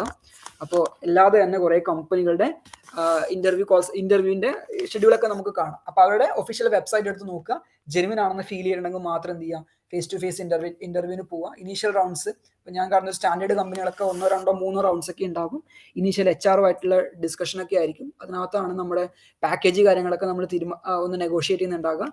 അതിനുശേഷം ഒരു എക്സാം വെക്കും. എക്സാമിനകത്ത് തിയറി ടൈപ്പ് എക്സാം അല്ലെങ്കിൽ നമ്മുടെ പ്രോബ്ലം ചെയ്യിക്കുന്നൊക്കെ പരിപാടിയായിരിക്കും. അതിനകത്ത് നമ്മുടെ സ്കിൽ സെറ്റ് അവർ മെഷർ ചെയ്യും. അതിനുശേഷമായിരിക്കും ഫിനാൻസിന്റെ ഇന്റർവ്യൂ ഉണ്ടാകുക. അതിൽ ഞാനൊരു ഇന്റർവ്യൂ, ഞാനിപ്പോൾ 3ാമതൊരു കമ്പനിയിൽ വർക്ക് ചെയ്യാൻ വേണ്ടി വന്ന സമയത്ത് അവിടെ ഉണ്ടായിരുന്നത് CFO ലെവലിലുള്ള ആൾക്കാർ, അവിടെ കമ്പനിയുടെ ഇന്റേണൽ ഓഡിറ്റിന്റെ ഹെഡൊക്കെ വെച്ചിട്ടായിരുന്നു ഒരു ഇന്റർവ്യൂ ഉണ്ടായിരുന്നു. അതിൽ 3 റൗണ്ട് ഇന്റർവ്യൂ ഉണ്ടായിരുന്നു. ആ 3 റൗണ്ട് ഇന്റർവ്യൂ നമ്മൾ എന്ത് ചെയ്യണം, ക്ലിയർ ചെയ്തെടുക്കുക. അതിനകത്ത് ചോദിക്കുന്നത് ഈ പറഞ്ഞ ടെക്നിക്കൽ ഏരിയസ് ആയിരിക്കും. കാരണം ഇവരിവിടെ ഇരിക്കുന്നവരെ സംബന്ധിച്ചിടത്തോളം ഒരേ കമ്പനിയിൽ ഇപ്പോൾ ഫിനാൻസ് മാനേജർ ഒക്കെ ആണെന്നുണ്ടെങ്കിൽ ഇവർക്ക് ചെയ്യുന്ന കാര്യങ്ങൾ, ഇപ്പോൾ റിസീവബിളിന്റെ ഏജിങ് എടുക്കുക, അല്ലെങ്കിൽ പേയബിൾസിന്റെ ഏജിങ് റിപ്പോർട്ട് എടുക്കുക, അല്ലെങ്കിൽ ട്രയൽ ബാലൻസ് എടുത്തിട്ട് എങ്ങനെ റിവ്യൂ ചെയ്യുക, വാറ്റ് റിട്ടേൺ എങ്ങനെ റിവ്യൂ ചെയ്യുന്നുള്ള കാര്യങ്ങളൊക്കെ ഇവർ എക്സ്പേർട്ട് ആയിരിക്കും. അപ്പൊ ഇവർ എക്സ്പേർട്ട് ആവാൻ സാധ്യതയുള്ള ഏരിയകൾ കുറേ ഉണ്ട്. അത് മാത്രം നമ്മൾ, അല്ലെങ്കിൽ ഇപ്പൊ പോകുന്നതിന് മുമ്പ് എന്റെ കമ്പനി ഗ്ലാസ് ട്രേഡിംഗ് കമ്പനിയാണ്, അല്ലെങ്കിൽ ഗ്ലാസ് മാനുഫാക്ചറിംഗ് കമ്പനിയാണ്, ആ ഇൻഡസ്ട്രിക്ക് അനുസരിച്ചിട്ട് എന്തൊക്കെ വരാൻ സാധ്യതയുണ്ട് എന്നുള്ളതൊന്ന് മനസ്സിലേക്ക് ഇട്ടിട്ട് വേണം പ്രിപ്പയർ ചെയ്തിട്ട് പോവാം. അപ്പൊ അതിന് കറക്റ്റ് ക്രാക്കായിട്ട് എന്ത് ചെയ്യുക, ഉത്തരം കൊടുത്തു കഴിഞ്ഞാൽ വളരെ സിമ്പിൾ ആയിട്ട് ആ ഇന്റർവ്യൂവിനകത്ത് ഊരിയെടുത്ത് വരാൻ വേണ്ടി പറ്റും. അങ്ങനെ CFO ലെവൽ ഇന്റർവ്യൂ കഴിഞ്ഞപ്പോൾ കിട്ടിയത് ഓഫർ ലെറ്റർ കിട്ടി. ഓഫർ ലെറ്റർ കിട്ടി കഴിഞ്ഞിട്ട് അവിടെ പോയി ഓഫർ ലെറ്റർ സൈൻ ചെയ്തു. അപ്പൊ തന്നെ അവർ വിസ, എക്സിസ്റ്റിംഗ് പ്രീവിയസ് കമ്പനിയിലുള്ള വിസ ക്യാൻസൽ ചെയ്തു, പുതിയ കമ്പനിയിലെ വിസ അവർ പ്രോസസ്സ് ചെയ്തു. അതിന്റെ കൂടെ തന്നെ ജോബും സ്റ്റാർട്ട് ചെയ്തു. 1 മന്ത് എന്തോ ടൈം എടുത്തു വിസ കംപ്ലീറ്റ് ചെയ്യാൻ വേണ്ടിയിട്ട്. പിന്നെ 2 ഇയേഴ്സിലേക്ക് വിസയായിരുന്നു. അതിനുശേഷം വീണ്ടും അവർ റിന്യൂ ചെയ്തു. ഇപ്പോൾ 4 വർഷമായിട്ട് സെയിം കമ്പനി തന്നെ വർക്ക് ചെയ്യാണ്. ഇതാണ് അതിൻ്റെ ഒരു പ്രൊസീജിയർ എന്ന് പറയുന്നത്. വളരെ സിമ്പിൾ ആണ്, ഒന്ന് പേടിക്കാനല്ല. HR-കളും ഒരു 80% HR-കളും മലയാളീസും അല്ലെങ്കിൽ തമിഴായിരിക്കും. പിന്നെ മലയാളീസ് ഒക്കെ ആവുന്ന സമയത്ത് അവർ കുറച്ച് പ്രിഫറൻസ് കാര്യങ്ങളൊക്കെ തരാതിരിക്കില്ല. പിന്നെ നമ്മുടെ പ്രസന്റേഷൻ എങ്ങനെയാണ് അതായിരിക്കും മെയിൻ. നമ്മൾ പറഞ്ഞ് എങ്ങനെ കൺവിൻസ് ചെയ്യുന്നു എന്നുള്ളതനുസരിച്ചിട്ടായിരിക്കും പിന്നീടുള്ള കാര്യങ്ങളൊക്കെ. പിന്നെ കുറേ ഭാഗ്യമുണ്ട് കേട്ടോ, അതില്ലാന്ന് ഞാൻ പറയണില്ല. നാട്ടിലെ എക്സ്പീരിയൻസ് യൂസ്ഫുൾ ആകുമോ, നമ്മൾ ആൻസർ കൊടുത്തു. അതിനുശേഷം എന്താ വന്ന് നോക്കട്ടെ.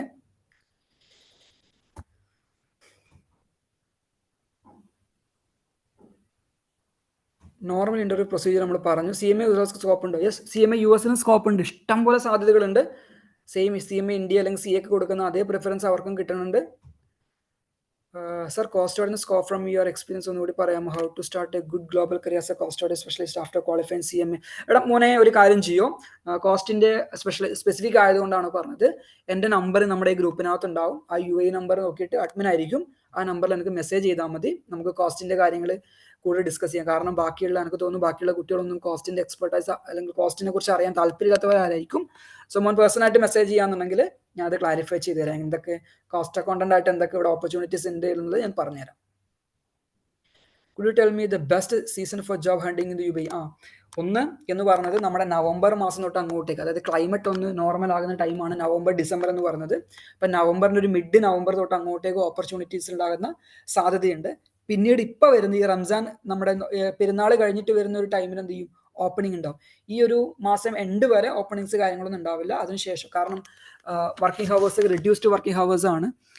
7 മണിക്കൂർ 8 മണിക്കൂർ എന്നുള്ളതൊക്കെ വളരെ 6 മണിക്കൂർ എന്തോ വർക്കിംഗ് ടൈമേ ഉള്ളൂ ഇപ്പോൾ. അപ്പോൾ ഈ ടൈം ഉണ്ടാവില്ല. ഇനി റംസാൻ കഴിഞ്ഞ ശേഷം, നമ്മുടെ പെരുന്നാൾ കഴിഞ്ഞ ശേഷം എന്ത് ചെയ്യും, വീണ്ടും സീസൺ സ്റ്റാർട്ട് ആകും. അത് കഴിഞ്ഞ് കഴിഞ്ഞാൽ ചൂട് സ്റ്റാർട്ട് ചെയ്യാണ്. ചൂട് സമയത്ത് ഇവിടെ വരുന്നത് കുറച്ച് ബുദ്ധിമുട്ടാണ്. കാരണം നമ്മൾ ഔട്ട്സൈഡ് പോയിട്ട് ഹണ്ട് ചെയ്യുക എന്നുള്ളത് കുറച്ച് ബുദ്ധിമുട്ടായിരിക്കും. പിന്നീട് വരുന്ന ഓപ്പർച്യൂണിറ്റി എന്ന് പറയുന്നത് ഞാൻ പറഞ്ഞ പോലെ നവംബർ മന്തിന്റെ ബിഗിനിങ്, നവംബർ മന്തിന്റെ മിഡിലൊക്കെ ആയിരിക്കും. സോ ആ ഒരു ടൈം നോക്കിയിട്ട് നിങ്ങളുടെ വിസിറ്റ് കാര്യങ്ങളൊക്കെ പ്ലാൻ ചെയ്യാം. കാരണം അതിനിടയിൽ വന്നാൽ കിട്ടും. കാരണം എന്ന് വെച്ചാൽ കിട്ടില്ല എന്നല്ല, ഓപ്പർച്യൂണിറ്റി ഇല്ല എന്നല്ല, ക്ലൈമറ്റ് അത്രയും വേസ്റ്റ് ആയിരിക്കും, നല്ല ചൂടായിരിക്കും. സോ നമുക്ക് പുറത്തിറങ്ങി ഒരു ഇന്റർവ്യൂവിന് പോകാനോ എല്ലാത്തിനും ബുദ്ധിമുട്ടായിരിക്കും. അതുകൊണ്ടാണ് ഞാൻ നവംബർ മന്ത് പ്രിഫർ ചെയ്യുന്നത്. പിന്നെ നവംബർ മന്ത് വിസിറ്റ് എടുത്തിട്ട് വരാൻ വേണ്ടി പ്ലാൻ ചെയ്യുന്നവർ നവംബർ മന്തിന് പോയി പഠിക്കാൻ നിൽക്കണ്ട. അതിന് മുമ്പ് തന്നെ എന്ത് ചെയ്യാം, പ്രിപ്പയർ ചെയ്ത് തുടങ്ങാം. നമ്മുടെ ഭാഗത്ത് നമ്മുടെ കാര്യങ്ങളൊക്കെ കറക്റ്റായിട്ട് വെക്കുക, അതായത് ഒരു കോൺഫിഡൻസ് ക്രിയേറ്റ് ചെയ്ത് വെക്കുക. അതിനുശേഷം എന്ത് ചെയ്യാം, ഇങ്ങോട്ടേക്ക് വിസിറ്റ് എടുത്ത് വരാം. ഇവിടെ വന്നിട്ട് വിസിറ്റ് എടുത്തിട്ട് കുറേ കുട്ടികൾ എന്നെ വിളിക്കാറുണ്ട്, സാർ എനിക്ക് വാറ്റ് പഠിക്കണം എന്ന് പറഞ്ഞിട്ട്. ഇവിടെ വന്നിട്ട് നമുക്ക് പെട്ടെന്ന് ഒരു രാത്രി കൊണ്ട് വാറ്റ് പഠിക്കാൻ വേണ്ടി അല്ലെങ്കിൽ ടാക്സ് പഠിക്കാൻ വേണ്ടിയിട്ട് ഒന്നും പറ്റില്ല കൂട്ടാ. നമ്മൾ എന്ത് ചെയ്യണം, നമ്മൾ നാട്ടിലുള്ള സമയത്ത് നിലവിൽ ജോലി ചെയ്യുന്ന സമയത്ത് അതിൻ്റെ കൂടെ തന്നെ ഈ കരയുന്ന കാര്യങ്ങളൊക്കെ പഠിച്ച് അതിൻ്റെ കോഴ്സ് കംപ്ലീഷൻ സർട്ടിഫിക്കറ്റ് എല്ലാ കാര്യങ്ങളൊക്കെ എടുത്ത് നമ്മുടെ അതൊക്കെ ലിങ്ക്ഡിൽ അപ്ഡേറ്റ് ചെയ്ത് നല്ലൊരു സ്ട്രോങ് ബേസ് ആക്കി വെച്ചിട്ട്, അതായത് 1-2 കണക്ഷൻസ് ഒക്കെ സ്ട്രോങ് ആക്കി വെച്ചിട്ട് മാത്രം വിസിറ്റ് എടുക്കുക. ഇവിടെ വന്നിട്ട് പെട്ടെന്നൊരു ഒരു സുപ്രഭാതത്തിൽ എനിക്ക് ജോലി വേണമെന്ന് പറഞ്ഞാൽ നടക്കില്ല. അപ്പം എന്ത് ചെയ്യുക, പ്രീ പ്ലാൻഡ് ആയിട്ട് എല്ലാ കാര്യങ്ങളും ഒന്ന് റെഗുലറൈസ് ചെയ്ത് വെച്ചിട്ട് അല്ലെങ്കിൽ ഒരു ബാക്കപ്പ് കണ്ടിട്ട് എന്ത് ചെയ്യാം, ഇങ്ങോട്ടേക്ക് വരാൻ വേണ്ടിയിട്ട് ശ്രമിക്കാം. ഞാൻ ഒരു എക്സാമ്പിൾ പറയാം, കുട്ടിയുടെ പേരൊന്നും പറയില്ല, ആ കുട്ടി ക്ലാസ്സിനകത്ത് ഉണ്ടോയെന്നും അറിയില്ല.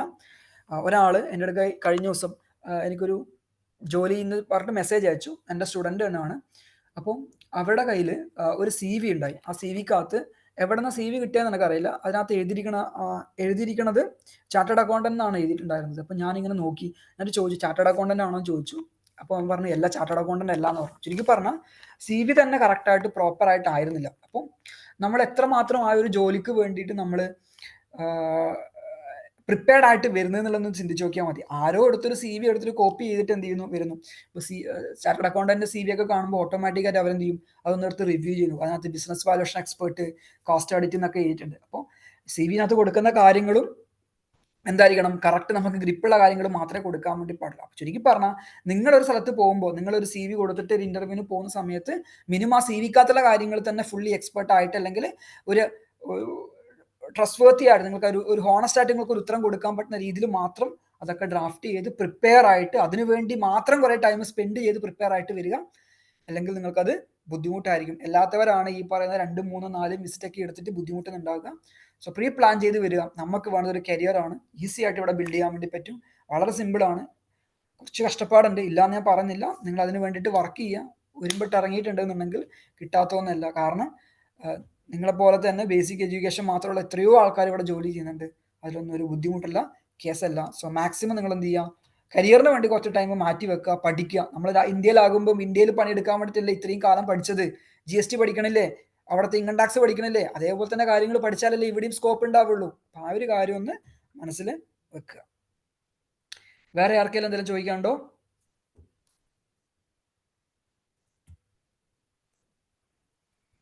വേറെ ആർക്കും ചോദിക്കാനില്ല എന്നുണ്ടെങ്കിൽ നമുക്ക് വൈൻഡപ്പ് ചെയ്യാം. സാറ്റിസ്ഫൈഡ് ആയിരുന്നു? നിങ്ങൾക്ക് എന്തെങ്കിലും ഇൻഫർമേഷൻ കിട്ടിയോ ഇതിനകത്തുനിന്ന് ക്ലാസ്സിലൂടെ? ഒരു 45 മിനിറ്റിലൂടെ എന്തെങ്കിലും ഐഡിയ കിട്ടിയോ? ഒരു ബേസിക് ഐഡിയ കിട്ടിയോ? ഹലോ,